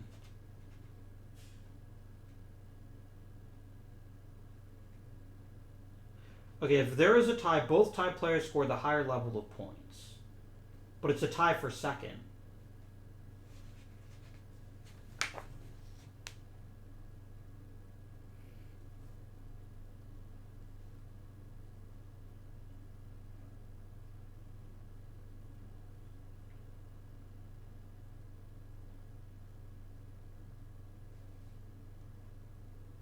Oh no, here we go. There's a specific thing here. Yeah, if you tie for second, they actually both get second. Yeah, that's fine. So the UK gets 3 for happiness. The US gets 3 for happiness. And France, my dear friends, gets 12 for happiness because they get double the happiness bonus. Very important. This is not double the total happiness you have. That would be 18. No, it's double the bonus. Which is why it says the word bonus, thankfully. So, the UK scored 37, 47, 50. Very, very respectable. I think they definitely came in last or close to it. The US got 66 points. And France got 54 points. And so there we have it. That game end issue mattered quite a lot. But really what did it for the US was this strategy was perfect for them. Yeah, this was the perfect solution to their problem. The US wins, France comes in second, and Britain comes in third.